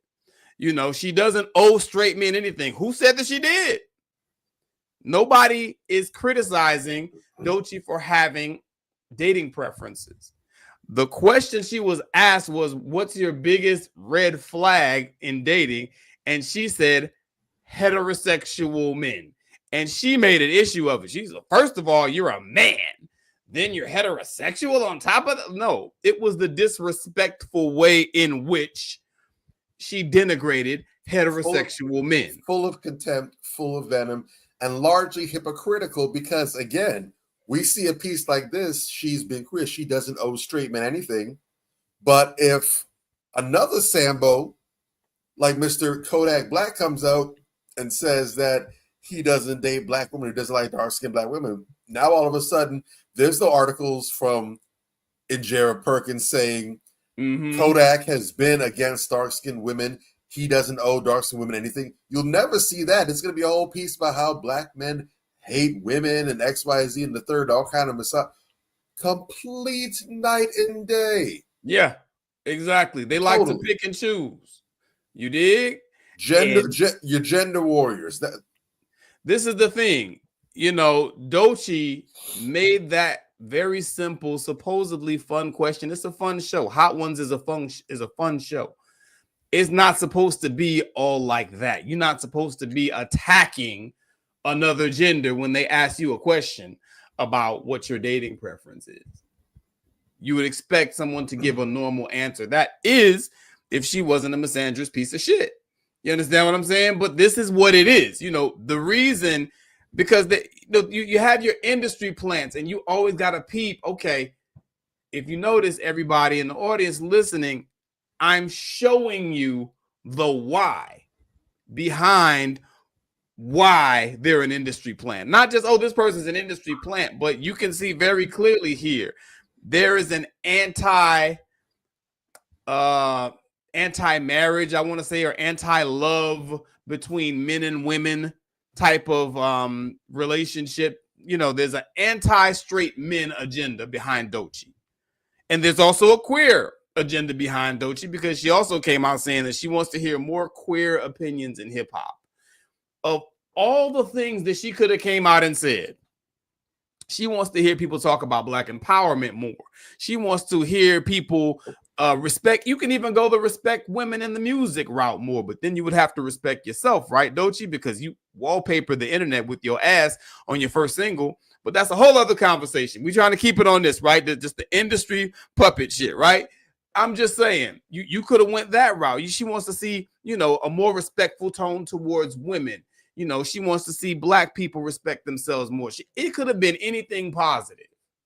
But this is, you know, the population reduction. You know, we want to make everybody gay so that we can have less black babies agenda. You dig? And it's clear as day, because nobody knew who Doechii was 6 months ago, and then she pop up at the Grammys and she got this mega hit, and she, you know, she wins a Grammy and whatever, and everybody's like, what? Who? I'm gonna keep it a buck. I'm not gonna pretend here like there's many other female rappers who were worthy of a Grammy either. You know what I'm saying? Who were the other contenders? Ice Spice, Cardi B, a whole bunch of industry plants in and of itself. It's to the point where female rappers, generally speaking, have become industry plants, if we go keep it a buck. And a lot of the male ones too. You can count the rappers on one hand that actually have something to say that are out in the industry today, if we keeping it a buck. And that's by design. The people who are the check writers are the ones who run everything. It don't matter. It's 100 Doechies out there. Why they pick this one? Because I'll tell you right now, 3D Nati can wrap circles around Doechii. Sure can. That other sister, Ciroc, can rap circles around Doechii. Sure can. Rhapsody can rap circles around Doechii. They didn't get the lick like that. Why they picked this one? And then you start seeing all this toxic bile come out of her. Mm-hmm. You know what I'm saying? All this toxicity. And I was listening to Justin Hunt the other day. Check him out, The Company Man. And he was saying he don't understand how people can think that she's an industry player. I respect the brother. I listen to him. I love his show. I have to respectfully disagree with you, brother. I vehemently disagree with that shit. I don't know how you cannot see that Doechii's an industry plant. Because literally every time you see her, she's promoting some agenda. It's the agenda against straight men. It's the agenda to promote queers. It's the agenda to promote this degenerate behavior. Because she's just like Sexy Red, just a Sexy Red that can rap. I don't hear her rapping anything uplifting for women like that. I don't hear no Nina Simone coming out of Doechii. I don't hear it. They try to call her the female Kendrick. What? That is blasphemous. She can rap, but she has no real substance like that. You know what I'm saying? She can rap her ass off. She puts words together well. She flows very well, but there's no there when you start talking about substantive, meaningful rap. It's just not there. I'll park the Chevy. Well, go ahead. She's on the creative, artsy fartsy type of flow with that. She's really, if anything, she's more akin to a 2020s era Missy Elliott. Shout out to Missy Elliott, whatever. But like you said, Missy, yes and no, because Missy didn't have a dark side. Well, no. Not that I'm talking about in terms of her style as far as flowing, because it's very out there. It's very kind of imaginative. Yeah, it's not really anything substantive there. Not that it necessarily has to be. Now, I've always been a lyricist at the heart, a wordsmith. Right, you will always get me with substance in your lyrics. Yeah, I've been banging that line from Wu-Tang for the longest. The dumb is mostly inclined by the drum. Mm-hmm. I've been on that. But, I do appreciate the kind of abstract out there, just, rapping for rapping's sake or just flexing skills, the lyrical dexterity. I like that as well. That's I like that sportsmanship, whatever. Yes. So her style, I have no issue with. But like you said, there's no substance there. And that wouldn't be a problem in and of itself if it wasn't for the fact that you're using the skill that you obviously have as a delivery mechanism for your bullshit that has nothing to do with the art whatsoever. There you go. This anti-black specifically, but this anti-black misogynistic agenda, it has nothing to do with rap. It has nothing to do with music, entertainment whatsoever. This is about toxicity and corrupting cultures and mindsets. That's what it's about. Yeah, all facts. Yes, Anthony? I never was on the Doechii train, to be honest with you, from when she first jumped. I was very skeptical about her. Yeah, she has nice little flow to her. Well, when I found out, I started digging. I said, damn, she's from Miami. I was like, oh, okay. She's from Tampa. Yeah. I mean, Tampa, my bad. Yeah, she's from Tampa. And I was like, oh, okay. She's your neighbor, man. She's your neighbor. Yeah, and I was like, man, when you look at people from Tampa, it's a lot of industry-minded motherfuckers out here. I can tell you that. That's true. So that's why my radar went off, because that's around the same time I came up here is when I started to really know about her. And I was like, Tampa. And I was like, I was like, okay, yeah, nah, I'll pass. Just because she's from Tampa? Yeah, because I'm from the Miami, New York, Maryland, right? I've been in those three elements of those states. I know what real raw hip hop talents is like. And no discredit to Florida. We had Society. A lot of people don't know about Society. I like Society, yes, indeed. Yeah. Society was very dope. Louis Knuckles, that was my dude. I know Louis Knuckles. He went up the road and won the battle contest at the time I was down here. I battled with Jin Jin knows me real good, and I you battled Jin, dog. What? Yeah, and I tried to ghostwrite for him. Yeah, Jin will tell you. Jin went around and told motherfuckers, "Yo, you nice," because Jin heard me on 99 Jams. I was on 99 Jams when they had the battling session, and when I first went on there, the first week because I was like, yeah, I'm gonna eat these motherfuckers up. I got on there and I spitted some shit that was so fire, but it was the girl. She was a reigning champ, and guess who was out there judging? Trina. So Trina was the celebrity judge that day. And it's my first time I battled against the reigning champ. Everybody was like, yo, we want this new dude. And she's like, nah, I got to give it to my girl. And that's how I didn't get to go on the different weeks because I was ready to eat people up week to week. So I remember I was at a party and then I was out there. It was freestyling. And I was out there and I was spit. I saw this Asian dude. I didn't know he could spit. Yeah. And then when I started spitting, he was like, yo, you was on the radio? And I said, yeah. He's like, yo, I heard you, yo, you tight, you dope. He'll tell anybody that. He's always been honest about that. Okay, no doubt. Shout out to Jin the MC. Yeah. So Jin is dope. So when Jin, before he went up to New York, I told him, I said, man, hey, I can ghostwrite for you. And that's not trying to say he wasn't a good lyricist. Yeah. It's just I know that a lot of great battle rappers, because he's a great battle rapper. He's a better battle rapper than me. I am a more well-rounded lyricist. So I can make music for anything, about anything, and it'd be dope. But he's more of a battle rapper, and that's why you saw his album didn't do too good. Because battle rappers really don't make good albums if you know the history of it. Not hardly. All rap ain't the same. There's some dude, for example, one of my favorite rhymers, period. I'm old school.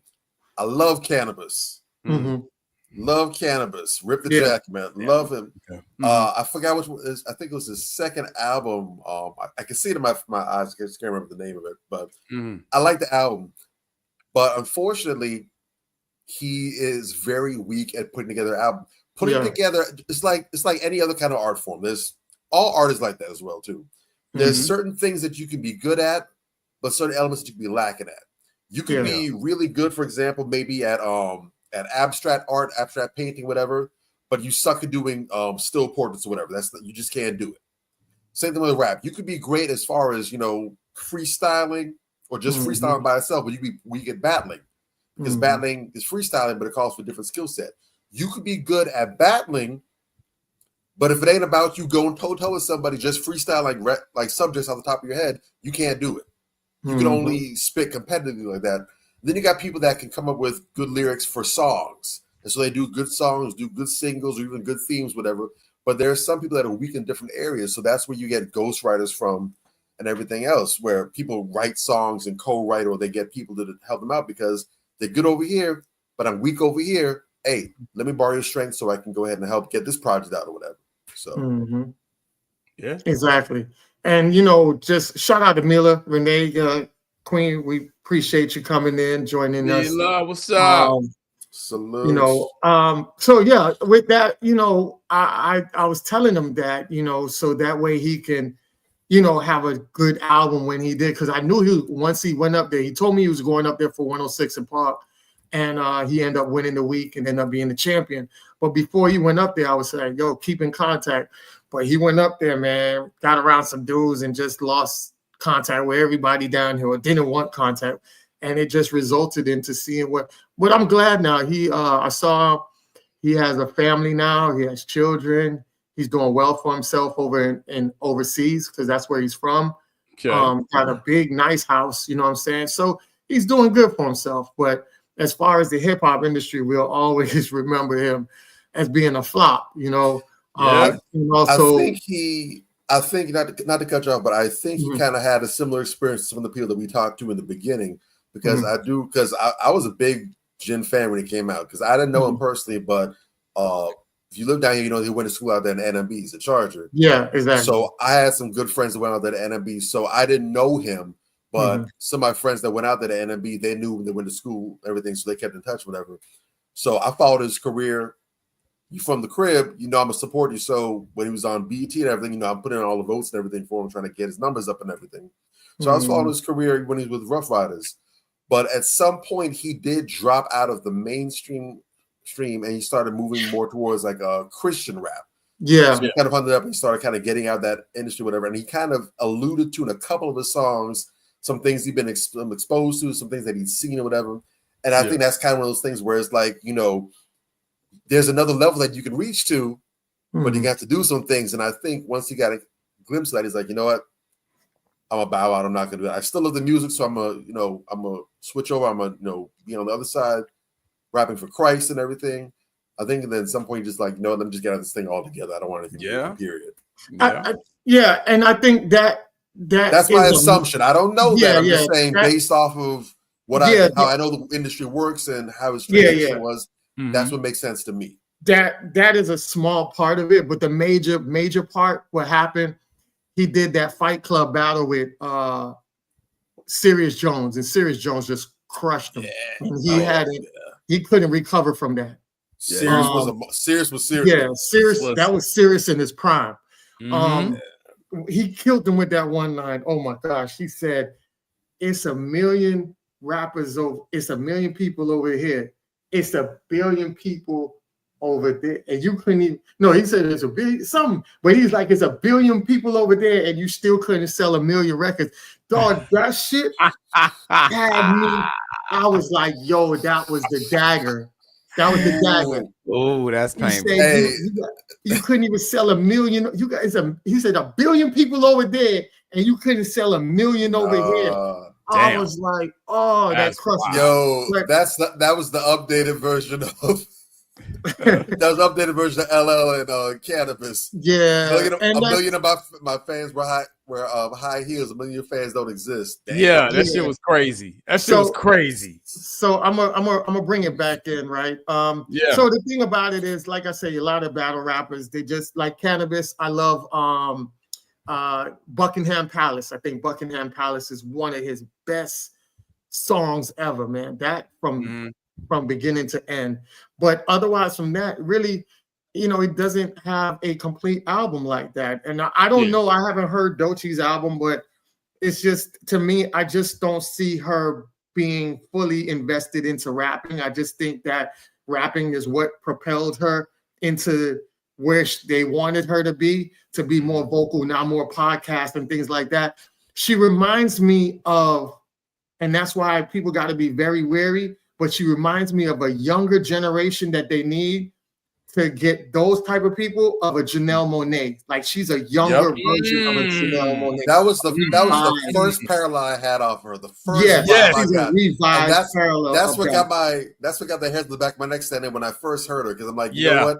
Yeah, she's giving off heavy Janelle Monáe vibes. Something's I got sucked in by Janelle Monáe, and I was like, fuck that. And that's what made me so wary about it, because that was the first thing that reminded me of. It's kind of like you got sucked in by Obama the first year, the first go around, and then second was like, fuck you. Then you saw Kamala, you like, fuck you.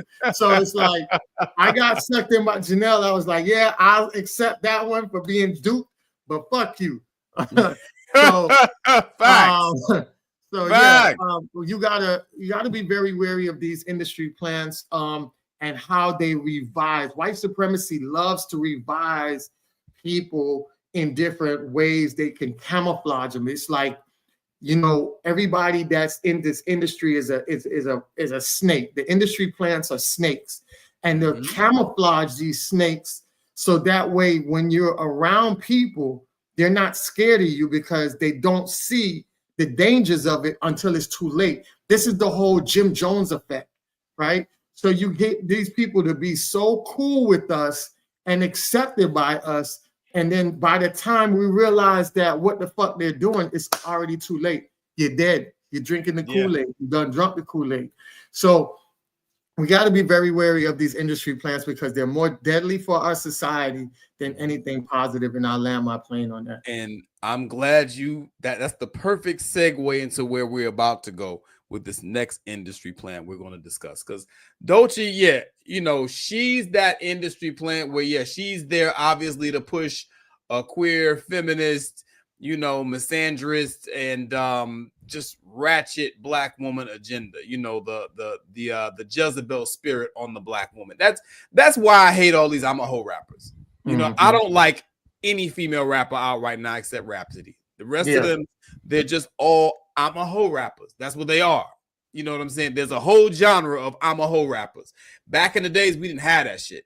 You understand? I grew up on female rappers that could actually MC. They could actually spit. You know, they could actually talk about women's issues. You know, women's issues are not talking about how fat your ass is and how you set niggas up to rob them and how you drug niggas and have them raped by transsexuals and all. That's not women's issues. Yeah. You understand what I'm used to the MC Lights, Queen Latifahs, even the yo-yos of the world, the Isis, that old school female rapper, Lynn Q, Isis. She was dope. You know what I'm saying? In her time or whatever. And I'm even Missy Elliott. You want to take it to okay. But this whole new female rapper thing where they're just all toxic. You understand what I'm saying? It started with Lil' Kim and look where we are. Yeah. You understand what I'm saying? Even Salt and Pepper actually had things to say in their music. Yeah. You know, so before some of you people, you know, who you're a little slow. Oh, he hate women. No, I just named several female rappers that are very good female rappers. Yeah. I just don't want to be I don't like the trauma porn that is what female rap has become today. I don't like that shit at all. I have respect for women, you know, and these women don't have respect for women. And Mila Renee will tell you that. Shout out to Sister Mila Renee in the audience right now. And be very wary of that new one, the new industry plant that I'm watching called Maya. The fairy? The fairy girl. We saw her last week. We went to go to this spot to have brunch. Y'all need to get to this spot. It's called Cocoon. It's up on man. I've driven past there. I didn't realize it was a black owned spot. You gotta go. It's black owned. It's lit. Yeah. It's the most lit black owned spot in South Florida. I told you first. Get over there. Kekoon. Cocoon. It's right there because it's right by the what's that? The movie theater, right? The movie co, yeah, right by the movie co. Because I go there every now and then for certain films, and it used to be, I wouldn't say dead, but it wasn't really known. But recently, they finally got their marketing campaign going. Sick. The last several months, I've been seeing a lot of good stuff coming up there. So get there. Try go there for brunch one day on a Sunday. Bet. Sick. Bet. So that leads, you know, like I say, this Doechii person, you know, we really got to go out of our way to understand this, because this is the thing that bothers me the most. I'm gonna close on this. People don't understand that you can be extremely talented and still be a goddamn industry plant. Again, there are plenty other females out there that rap better than Doechii. She can rap very well, but there are plenty others. You have to ask, why did they choose her, and why they're going out of their way to push her? They're giving her the push that nobody ever got. You understand what I'm saying? She's already doing commercials or skits with Will Smith. She's already doing product deals. She just got here. When you see that, there's some bullshit coming behind it. I'm just letting everybody know. That's just what it is. Because you have to be selected. It's not just the talent. You have to be selected, and you have to bear in mind what is the reason that they are selecting you. Are you going to promote a Satanist anti-family agenda? Just saying, because this nigga right here, he's promoting a Satanist anti-family agenda.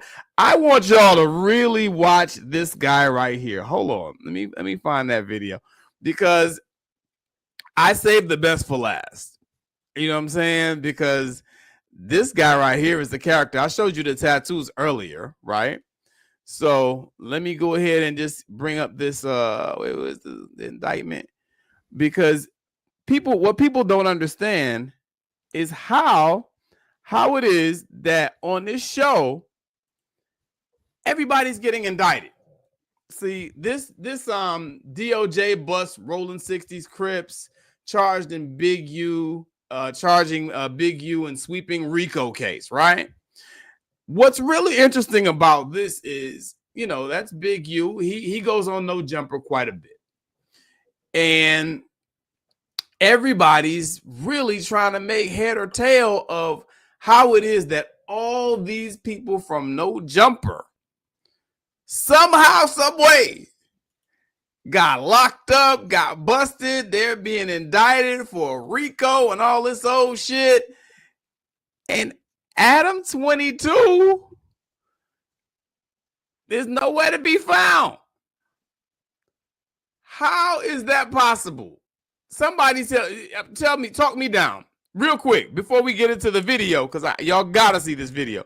But can somebody talk me down, talk me off the ledge regarding that? Because everybody, damn near everybody who went on No Jumper then got indicted, right? Adam 22 running around here freer than a motherfucker, right? And let me just play the video. You got to see the video. Bible, that was a satanic demon. Check you guys this. Talked about it when you got married. You guys talked about, imagine destroy the sanctity of the Bible. That was a satanic demoralization, alchemic ritual. I like the way that you're thinking. Oh. Because, yeah, I don't believe in God. Maybe what better way to spit in the face of God? Better way to spit in the face of God than to get married. Well, hold on. And then let her a large man. So I really, before I start talking about Adam 22 and the glaringly obvious fact that this guy's an agent, okay, you know what I'm saying? There's so much stuff on Adam 22's ass that is out there. Did y'all know that Adam 22's father was pardoned by Bill Clinton for election fraud? I believe it was. Did y'all know that? How you get a pardon from Bill Clinton, bruh? I wonder who he's doing the fraud for. I'm just saying, right? Okay, facts, right? Well, it was some type of fraud that he got in. He was charged and whatever. You know, he got convicted. He got a pardon from Bill Clinton personally. He knows Bill Clinton very well, and Adam is open about this. And y'all a bunch of gang members on a television show with this white guy from New Hampshire. That's hip hop. You know, New Hampshire's as hip hop as it gets, right? This white guy from New Hampshire, nigga, that has a father that was in the feds and got pardoned by Bill Clinton. And y'all are on his show and y'all feel safe. Really, nigga? Is that what we're doing? Is that what's hot in the street right now? Bruh, my head explodes. And then you listen to this guy and the type of shit that he says when he opens his mouth.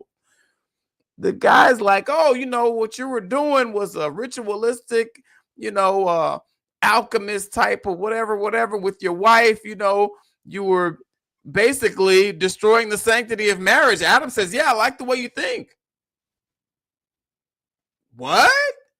Yeah, you know, I don't believe in God. And, you know, what better way to spit in the face of God than to get married and let my wife get banged by a large man? And y'all niggas sit up and fellowship with this nigga every day. Y'all go on his show. Okay. I'm just, bruh, that's not even the half. There's so much on Adam 22, bruh. This guy is something else, bruh. You know, again, he has the inverted cross tattooed under his eye. He has a whole Baphomet tattooed on his hand. Has a scene in hell on his side. But there's no satanic agenda being pushed or anything. He actually said that he is all for the idea of destroying the sanctity of marriage. He actually said that. Yeah. Talk to me, man. What am I missing something? No. Because that was off the chain. I couldn't believe it. Have y'all seen that clip? No. Yeah, I've seen it. You know, to me, like I say, a lot of this is why it's important for y'all to tune in every week on Manifestation. Yes. Because a lot of things y'all really don't catch and don't really pay attention to that's very obvious. Mm-hmm. When you say things like that, a lot of times people that say those type of things already sold their soul. So it's more of a comforting, a self-mind comforting. It's nothing to do with what he's trying to convey to the public. This is like selling yourself. It's kind of like the delusional shit that a lot of men and women go through. They know they look fucked up and they say, oh, I look real good. Knowing damn well you look fucked up, but it's more of your self-esteem that you're trying to promote and pump up, right? So it's the same thing. Once you sell your soul, it's easy for you to talk down on God and say those type of things because you already sold your soul now. So there's no way you can even turn back and go on to that side. So you're looking at a man who's coming from selling his soul because his father sold. And remember, this is what I was telling you about the bloodlines. That whole thing about the final destination and bloodlines. If you don't cut off that bloodline, you have to, the ritual goes from generation to generation and keeps going. Same thing with I can get down and deep with the Clintons. The Hillary Clinton, she's more of a fucking demon than her husband. Oh yeah. and she packs more of a smile and charisma than her husband. You know what I'm saying? Yeah, he plays the saxophone, but you got this woman, Margaret Sanger mindset, that can dance around more black people than the husband. You get what I'm saying? So you got to understand that level of it. So you got this guy who's saying, oh yeah, what better way to spit in the face of God by letting a guy who has a bigger genital than me fuck my wife. You're trying to downplay that there's this man who has a video who actually can make your girl orgasm more than you can. So that is the inferiority that comes down into the white man's head. You know, I love my favorite movie, my people's hate when I watch it, is Blood and Bone, right? And Blood and Bone has a famous line in there where he's dialoguing with the white guy he works for. And the white guy was like saying, yeah, you know, we don't want to be around you. Why do you want to be around us? And the black guy was like, because y'all got power. He was like, yeah, but do you bring your pit bulls to sit and eat at the table with you when you eat? So he's saying, why would I bring you? You're my pit bull. Why do I bring you to the table where I'm at eating with the people that I want to be around that look like me? And then he says, okay, I got another thing for you. And he says, it's so crazy how white guys feel so superior. They came to Africa and conquered and all of that until they seen one of the African dudes drop their loincloths and realize the world's inadequate moments between the white guy and the black man, right? And the guy was like, all right, touche. He's like, yeah, let us whip him out and we can be the judge of itself. But I'm saying that because people got to understand that, you know, there is so many different ways that you can definitely look at how people I just lost my train of thought. I really just lost my train of thought. But they said when he said that, it kind of resonated with me that a lot of these people they have a deep hurt when it comes to black folks. They admire us even though they practice systemic racism to keep us in a certain level that they can feel more empowered over. But if the playing field is leveled, we were far more superior than them. That's why they have to put these traps and put these things to hold us back. Adam 22 is no different than the Michael Rappaport. They're no different than the DJ Vlads. Why the fuck are black people even surrounding themselves with these janky ass white folks? DJ Vlad, as much as he's part of the small cap community, guess what? He in the real community, and that's why I love the movie Titanic, because the movie Titanic exposed that, right? Because in the character, what's her name that played in Misery? She was in there, right? And her character was she came into money. She wasn't born from money. She came into money. Her husband hit the jackpot and got the money. That's how she got on the Titanic boat and was able to mingle around rich people. White people that's in from money, they still look at you as, yo, you just came into money. You're still impoverished. You're not on our level because you weren't born into it. That's what you got to look at when you look at Adam 22. You got to look at Michael Rappaport. You got to look at the DJ Vlads and all these other white guys that come around black people. They are the lower levels in their own community. So they become superior to us because we're the ones that worshiping them, like not us, but the majority of these people that don't know no better.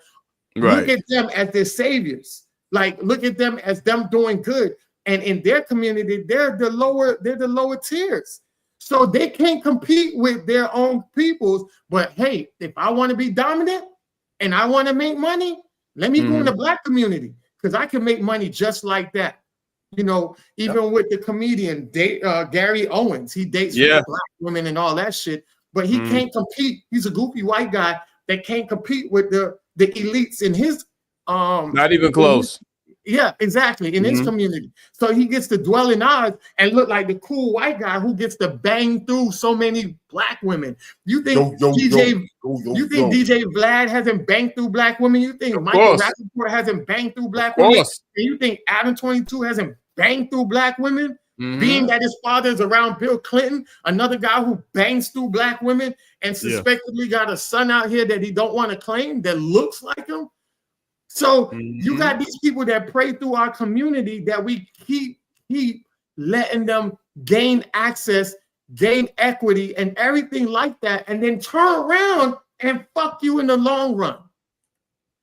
This is the type of bullshit that black folks be on. Not every black folk, but majority of y'all be on this bullshit and don't know why we stuck in our fucking stuck in our same mind frame that we've been stuck in for so long. You play with us. The one of the greatest stories that I see a lot of people keep promoting. Motherfucker went to go save the snake, and the snake fucked around and bit him. They asked, "Why did you bite me and I saved you?" At the end of the day, I'm still a fucking snake. He's still a snake. That's fact. You don't get. I'll land my plane on that, man. Facts. Well said. Yeah. What you got, man? What you got? I actually heard a few weeks ago. Who was it that was getting into it? It was some other dude. And again, I don't keep up with these people on purpose. Okay. I have no desire to listen to an Adam 22. The only episode, that's a lie. That's a bald head ass lie. The only clip in depth, longer than 30 seconds that I have ever tuned into, with Mr. Really Ain't Got No Jumper, Adam 22, was that clip when they were going in, having a conversation about basically this man actually renting out his wife like that. That I'm like, I gotta see this train wreck. So he had a whole show about you exactly, and I refused to watch the whole show. You tuned in for Tariq. That was the only shit that I. But that's how I knew Adam, because when Tariq was on. Tariq was on there. I remember that was wrong. That was actually my first time hearing about him. The first time, and then I tuned in to get an extended glimpse of that whole snafu, whatever. But Brother Black, as he's wont to do, he went and he was talking about some other prominent YouTuber, and another one of these yo, I'm down. White podcast. Apparently, there's basically a whole niche industry of this now. It's a whole. It is. Yeah. I guess you go to, I don't know where, maybe the technical school or the Job Corps or the detention center. I don't know where, but apparently probably handing out this sheet saying, "Here, you want to break big? Here's how to get in with black people. Just follow X, Y, Z and apply it." As I don't know. Must be some recipe they got. But this one, he took it upon himself to really flex his colors. When our young brother Carmelo Anthony defended himself and really started tipping his hat, really showing which team he really plays for in that moment. It was kind of going in depth. And he said something that was profound that really got my attention, and it really caused me to really sit back and really think about it. Because again, we've talked for the longest time about how DJ Vlad is basically the hip hop police. I mean, this man out here just informing. It's almost like the Catch a Predator. Dudes go on the show, twerk their damn lips, and then X amount of time later on they just disappear. They busted for the RICO. They get arrested for something, whatever. Yeah, we heard about this in a bubble. But he said something a little more deep. He said, "Have you ever noticed every time you get these little white podcasts, you're DJ Vlad, you're Adam 22, all these people, anytime, forget about the guests. They only talk about black people when it's beef and drama. I was going to get to that. They only talk about black folk and artists and celebrities when it's to foment tension or whatever. They'll go and they'll bring on The Game, for example. Yeah. And start bringing up, let's talk about, your epic beef with, 50 Cent, Curtis Jackson. Like, what was that about? And they'll just they'll just stir the pot. They'll just add the oil. They'll just make sure the charcoal briquettes are lit. They'll just stir the pot and just have all that stuff out in the open. Because someone's going to slip and say, even the most media trained person, you sit there in that pressure cooker, you're going to say something that's going to get back the wrong way. That's the whole beef popping up. But they never do it with white celebrities. Never. And there's been some big, shoot. Who can forget the epic wars between Britney Spears and Christina Aguilera back in the day? That was real heavy stuff. And some of those conflicts were actually really heavy and really deep. Yeah, they were. But they don't talk about that. No. They don't talk about any of that negative stuff, none of that fomenting beef and conflict, whatever. It's always talk about your products, always something positive, your life, how you persevere, your triumph, whatever. That's what they talk about. But with black people, if there's drama or some kind of chaos, they'll bring it out there. And you can also speculate that they only bring on guests that have that so that they have a reason to go into that. And they make sure there's always something foul afoot when they bring it. It's always for dysfunction. Yes. And again, got to go back to the master teacher. Shout out to our departed brother of the Neely Fuller Jr. The interactions between white people and non-white people, especially black people, they can truly, at their core, be classified into one of three categories: tacky, trashy, or terroristic. The worst you can get is terroristic, and it never gets better than tacky. Well, I agree. But I would say white supremacists, not white people. Well, white supremacy, but facts. All facts. Brother Neely Fuller, that brother used to cook. But listen, man, and this is what you just said. That is actually my main problem with Adam and his industry plant status, because Adam 22 supposedly has the number one hip hop podcast, except they don't talk about no goddamn hip hop. They don't talk about hip hop at all. The number one. Wait, so not even the JBP, not even Joe Budden podcast. They're lying. That's what they say. But see, supposedly. you can't trust the white media because they lie like a bearskin rug. They and again, they have been showcases for the longest time. We saw this back all the way with Adolf Hitler. Yeah. Where he literally talked and coaxed a whole nation to basically turn on its co-workers, its neighbors, it's in some cases it's extended family members, and to see them as the enemy. And that was back when they didn't even have the media we had. All they basically had was the radio, and in some places you had a little black and white TV. Yeah. But all you got to do is get on the microphone and tell the lie long enough. Doesn't matter how big or crazy or ridiculous it is, but you just keep on consistently telling the lie long enough, it will eventually be believed. So, is this the biggest hip hop podcast? Hell no. That's what we're going to keep saying it. You're going to keep saying it, and you're going to walk away from this and say, well, they keep saying it's the biggest. It must be true. I can always chat GPT and see if that's the case. But that's too much work. I don't like to think. So if they tell me that, it's good enough for me. Okay, that's the biggest. Yeah, I don't believe that shit at all. You know what I'm saying? There's no way. No way over Cam. No, fuck look. no. In any event, the money doesn't show it. I look at the money. Don't talk to me. Show me the greenbacks. The greenbacks ain't confirming it. There's that too. But never mind if it's number one or not. My issue is they don't talk about hip hop. In order to be a number one hip hop podcast, you got to discuss hip hop. They don't talk about hip hop. They talk about gang politics. And the same way that I have a problem with Kai Cenat for promoting prison, making that shit look cool, like you and your homies just hang out in prison, that's just the shit to do. I have a problem with No Jumper promoting gang culture like that's the fly shit and that's what we should be platforming. I grew up with gangsters, man. You understand? You know what they told me? Hey, young blood, stay out these streets. You smart, man. Go to school, do something with yourself. That's what they told me.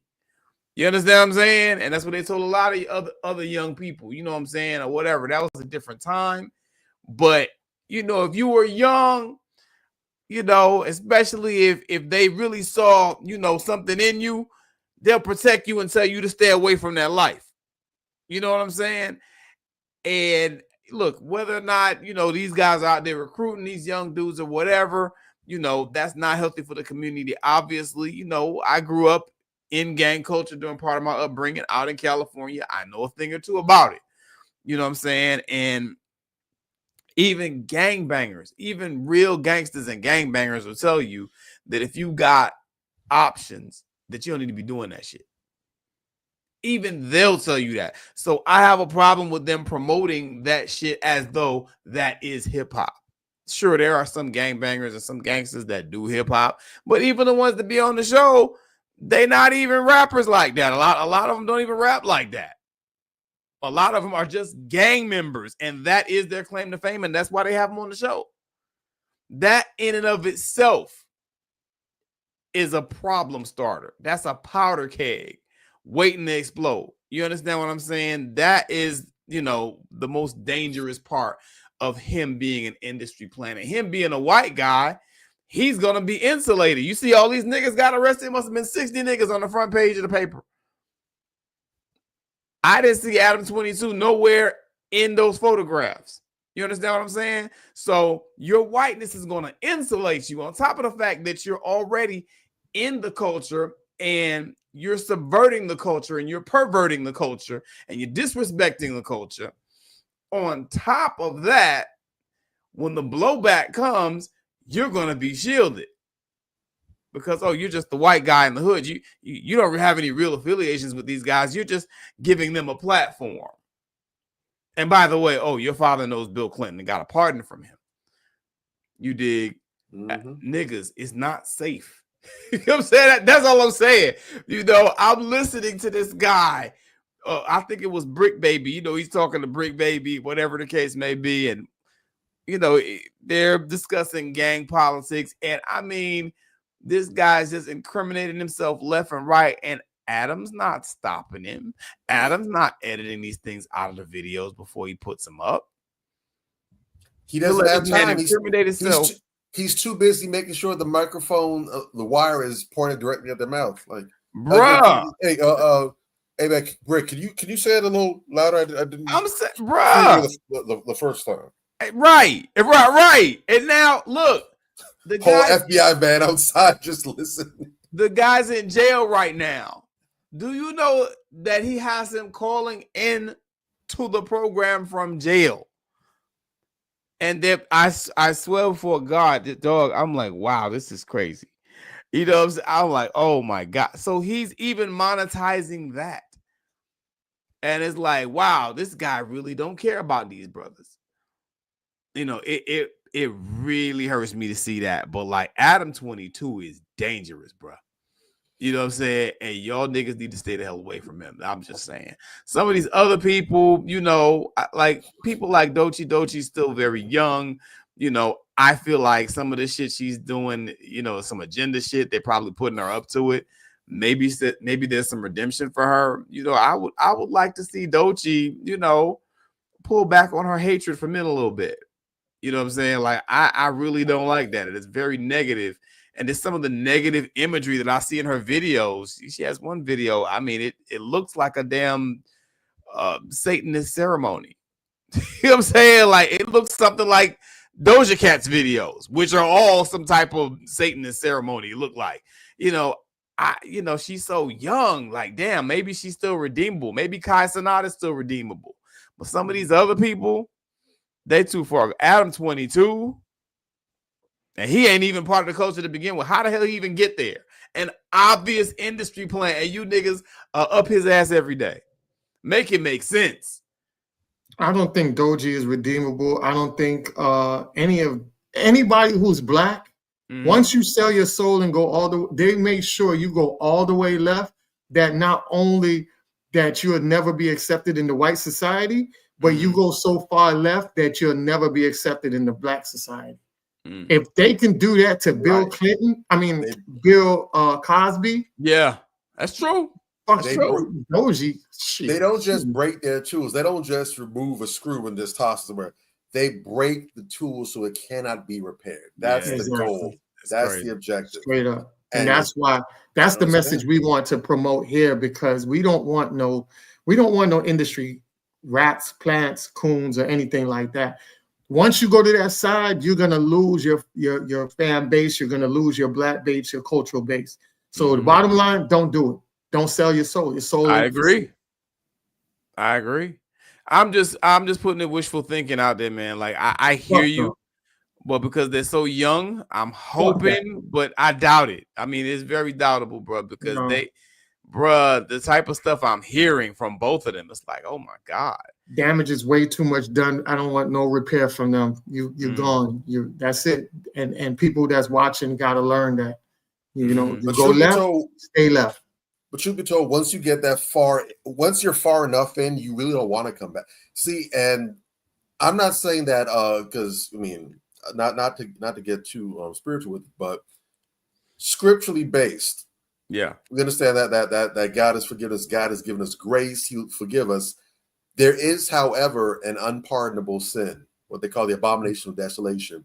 And basically what that is, the unpardonable sin is basically when you reject the Holy Spirit, because you understand how the Godhead, the Trinity works. You have God the Father, the Creator. You have God the Son, Christ Jesus, who is the redemption salvation. But you have the Holy Spirit that leads us in the truth, which a lot of people will call or sometimes refer to as their conscience or what have you, or that feeling that speaks to them, whatever. Right. It gets to the point where you reject. The Holy Spirit is supposed to lead us into all truth. When you get to a point where you're so far gone that you turn your back completely, you've severed all ties, it's considered an unpardonable sin, not because God can't bring you back, but because you want nothing to do with God. You get to the point where you're completely numb. Right. You want no part of him anymore, because it's about choice. If you're willing to come back to the fold, God will restore you. But when you get to the point where it's like, you know what, I'm cool off that. I don't want nothing to do with that. And you mean that, you on business about that, God's hands are tied.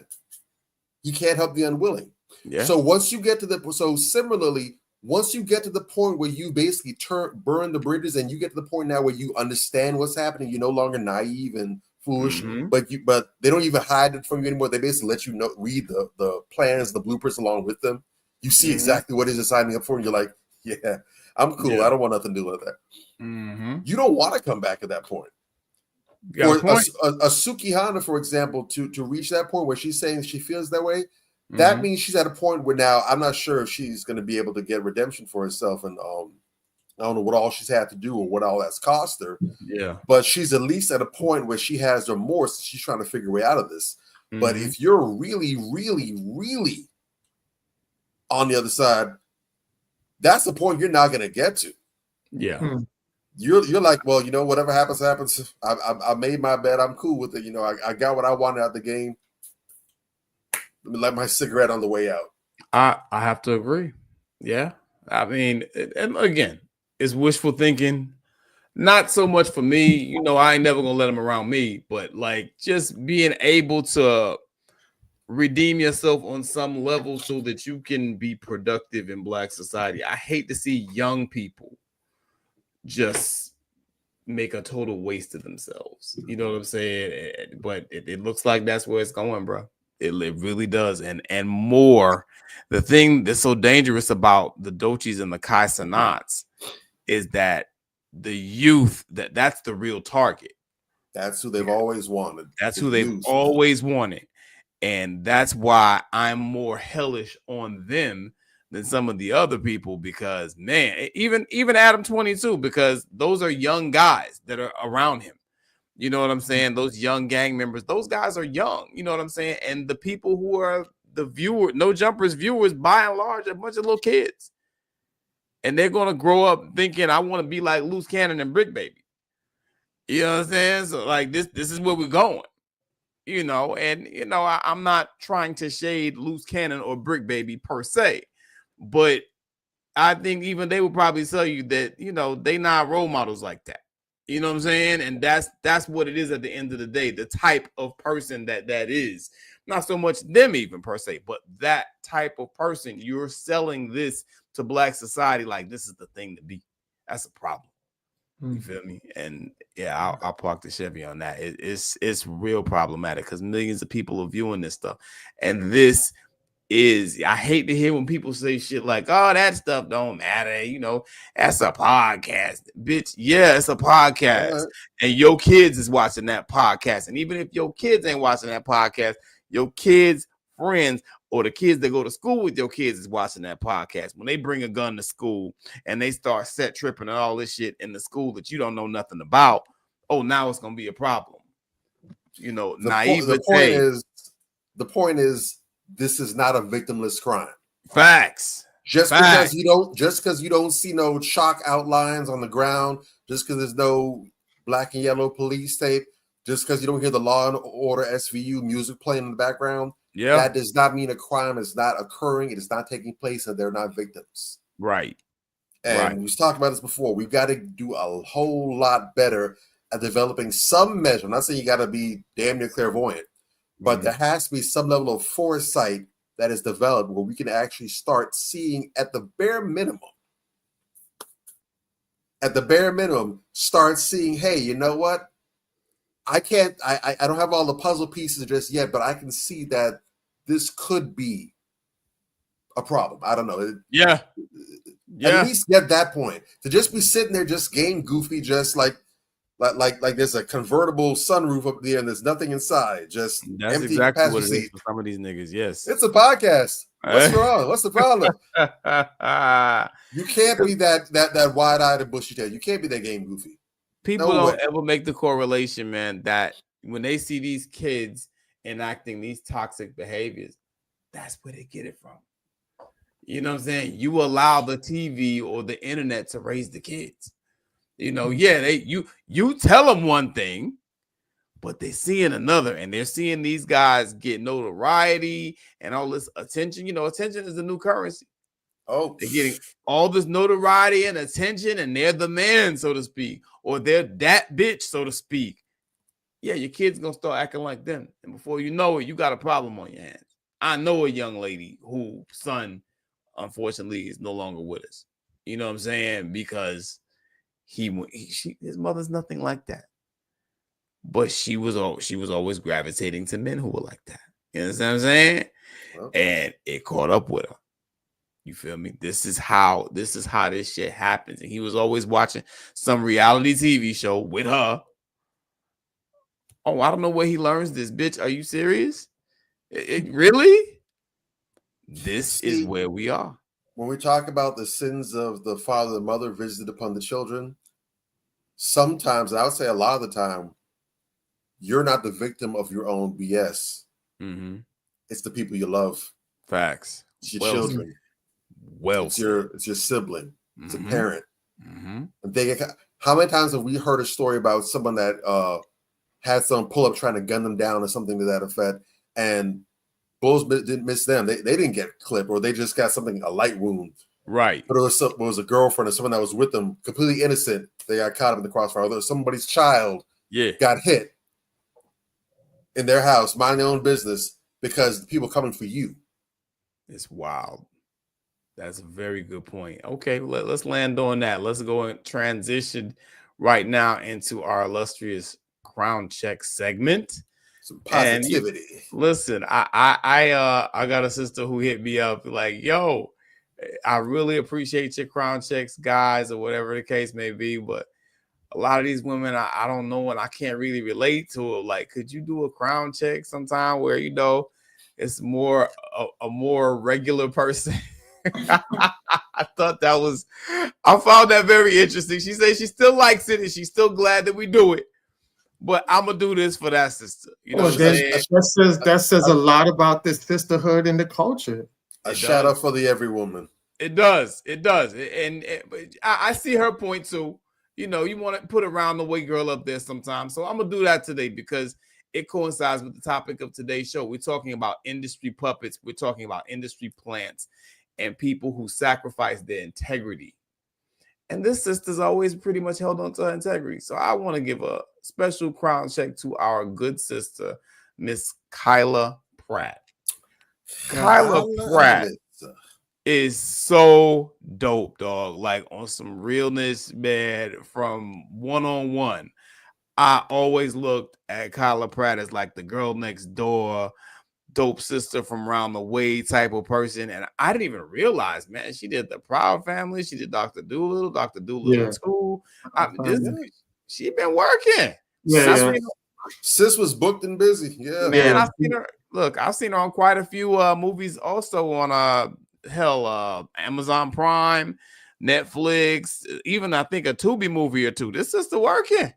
Yeah. You know what I'm saying? And what's so dope about her, like I said, you know, she doesn't compromise her integrity. She always carries herself like a lady, respectful, beautiful, but she doesn't use her beauty for, you know, dastardly deeds, so to speak. You know what I'm saying? She keeps it, you know, presentable, respectful. And I always go out of my way to salute sisters like that. And, you know, shout out to her filmography and her television career and everything else that she's done. I wish her nothing but success. And she's a sister that makes me proud of sisters. So yeah, shout out to good sister Kyla Pratt. You wanted to say, Aunt, you was going somewhere? Oh, no. She's super dope with it. I know a lot of the stuff that she does. Her history is really, really dope. Yeah, her background and everything like that, her track record. Yeah, sister's pretty dope, man. She's been around for a while too. She started as a child actor, transitioned into adulthood. A lot of times, those are the main ones that be doing the little shady stuff. You know what I'm saying? Because salute to her for surviving the madhouse. Yeah, man. I really, really, you know, I think we got to take a step back and thank and appreciate some of the sisters who do that, because not a lot of them have. If we gonna keep the buck, you know, a lot of these sisters, they get out here, you know, and they get to a certain age, and you know, the industry starts talking to them about over sexualization and you know, sex sells, and all of a sudden you see them wallpapering the internet with their ass. You understand what I'm saying? Out here looking like Sierra when she goes somewhere with Russell Wilson, you know what I'm saying? Or you know, or the like, because there's a lot of women who do that type of shit, not just Sierra. You know what I'm saying? Hell, Beyonce's done that too. You know, run around half naked or whatever the case may be. It's just not, you know, I hate to see sisters play themselves like that. You know what I'm saying? So I want to shout out some of the sisters who, what's the word they like to use? Keep it cute. That's what the women say. I'm gonna say it like that. Sisters that, hey, I'm pretty, I'm cool, I'm this, I'm that. But you know what? I'm a black woman that respects herself, and I'm gonna carry myself that way. Shout out to Kyla Pratt. Definitely. Last thoughts, gentlemen, indeed. Before we close. Yeah, Proverbs 14:34. Right, the righteousness exalts a nation, meaning a nation standing prosperity and well-being are directly linked to its commitment to moral integrity, justice, and adherence of God's standards.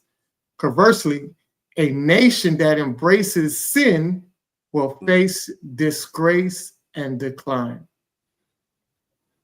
This is why it's very important to not support, to shame this and dismantle industry plants.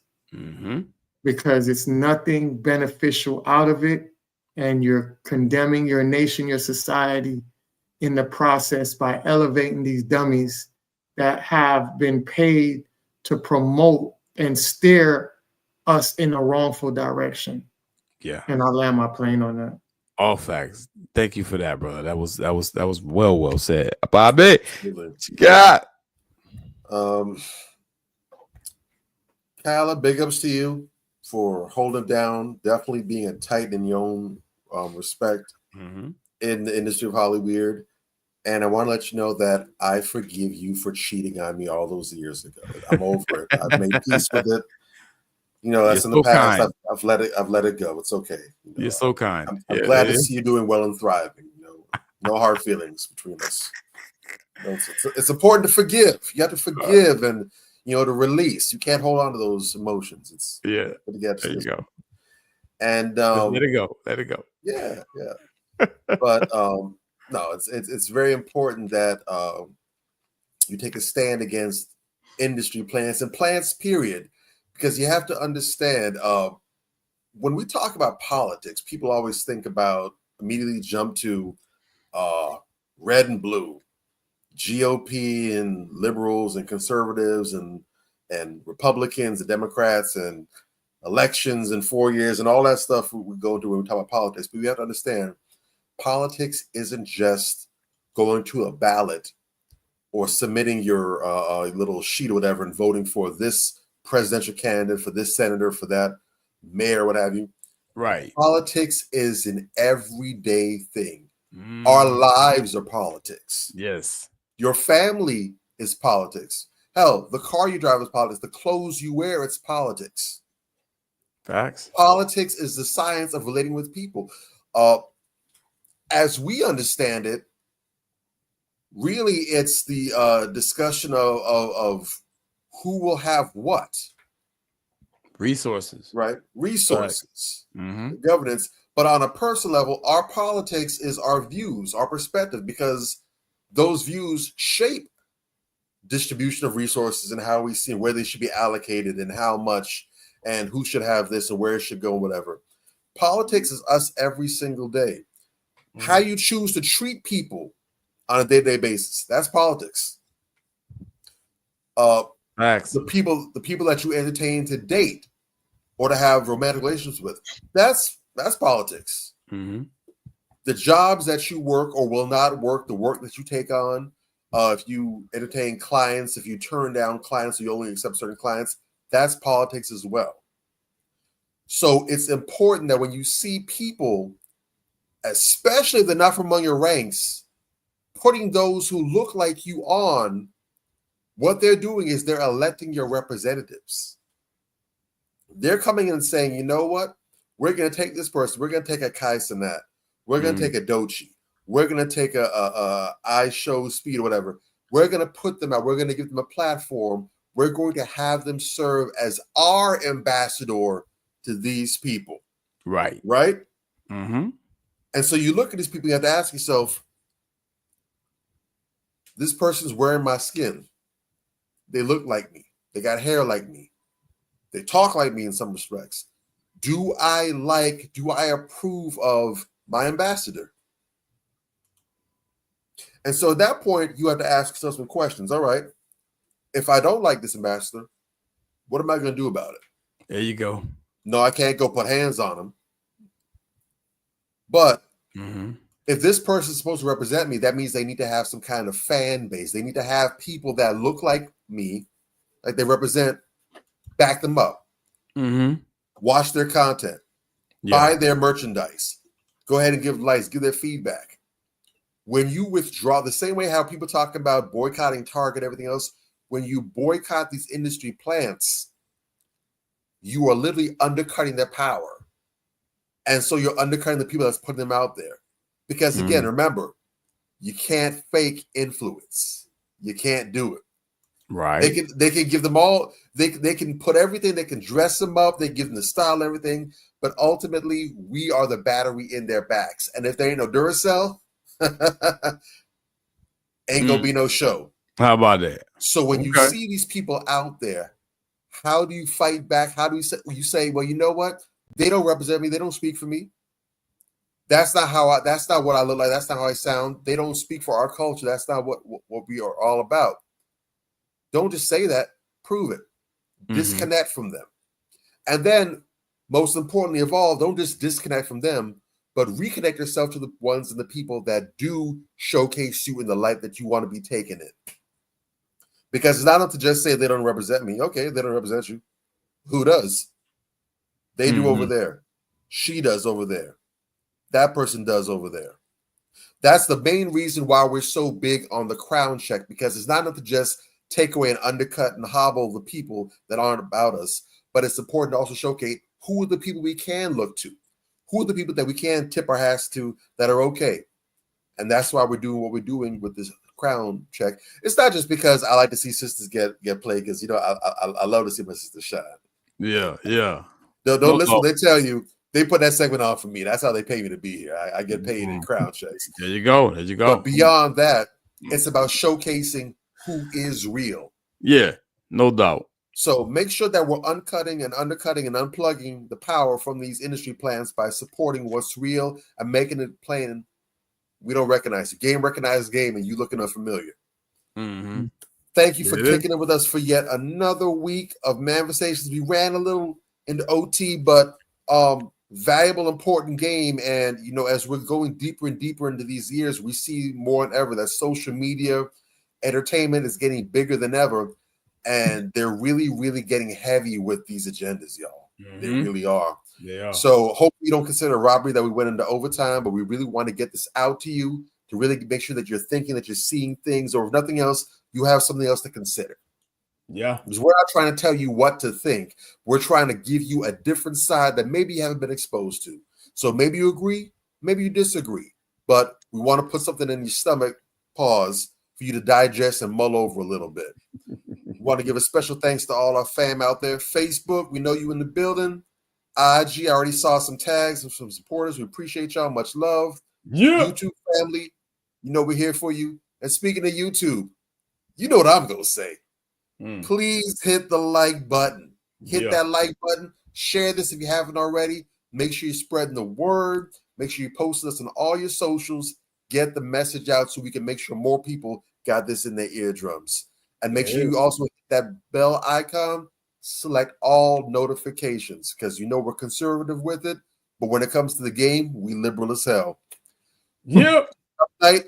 Got my man Major Gage to my right side. I got Anthony Malcolm to my left. And I am Bobby Drake. We are Manversations 2020. Happy June. We'll catch y'all next week. Next time, same place, same faces. Yeah. Yeah. Manversations. Man up. Manversations. Man up. Manversations. Man up. Manversations. A place where we inform, build, and inspire. Manversations. Man up. Manversations. Man up. Manversations. Man up. A place where we inform. Manversations. A place where we inform, build, and inspire. You gotta eat what you kill. You gotta go out there, you gotta hunt for your meals. We all have that ability to connect with people, to be that motivational person in somebody's life. You gotta let people know there's certain lines you don't cross, and that there's gonna be consequences if you do. Man up. If you are an adult and you are in a relationship, that person's emotions are not your responsibility. Man up. Manversations. Man up. Manversations. Man up. Manversations. A place where we inform, build, and inspire. The devil, during slavery, destroyed the masculinity or manhood of the so-called Negro. No man Right now, you got to be trained all over again to be a man.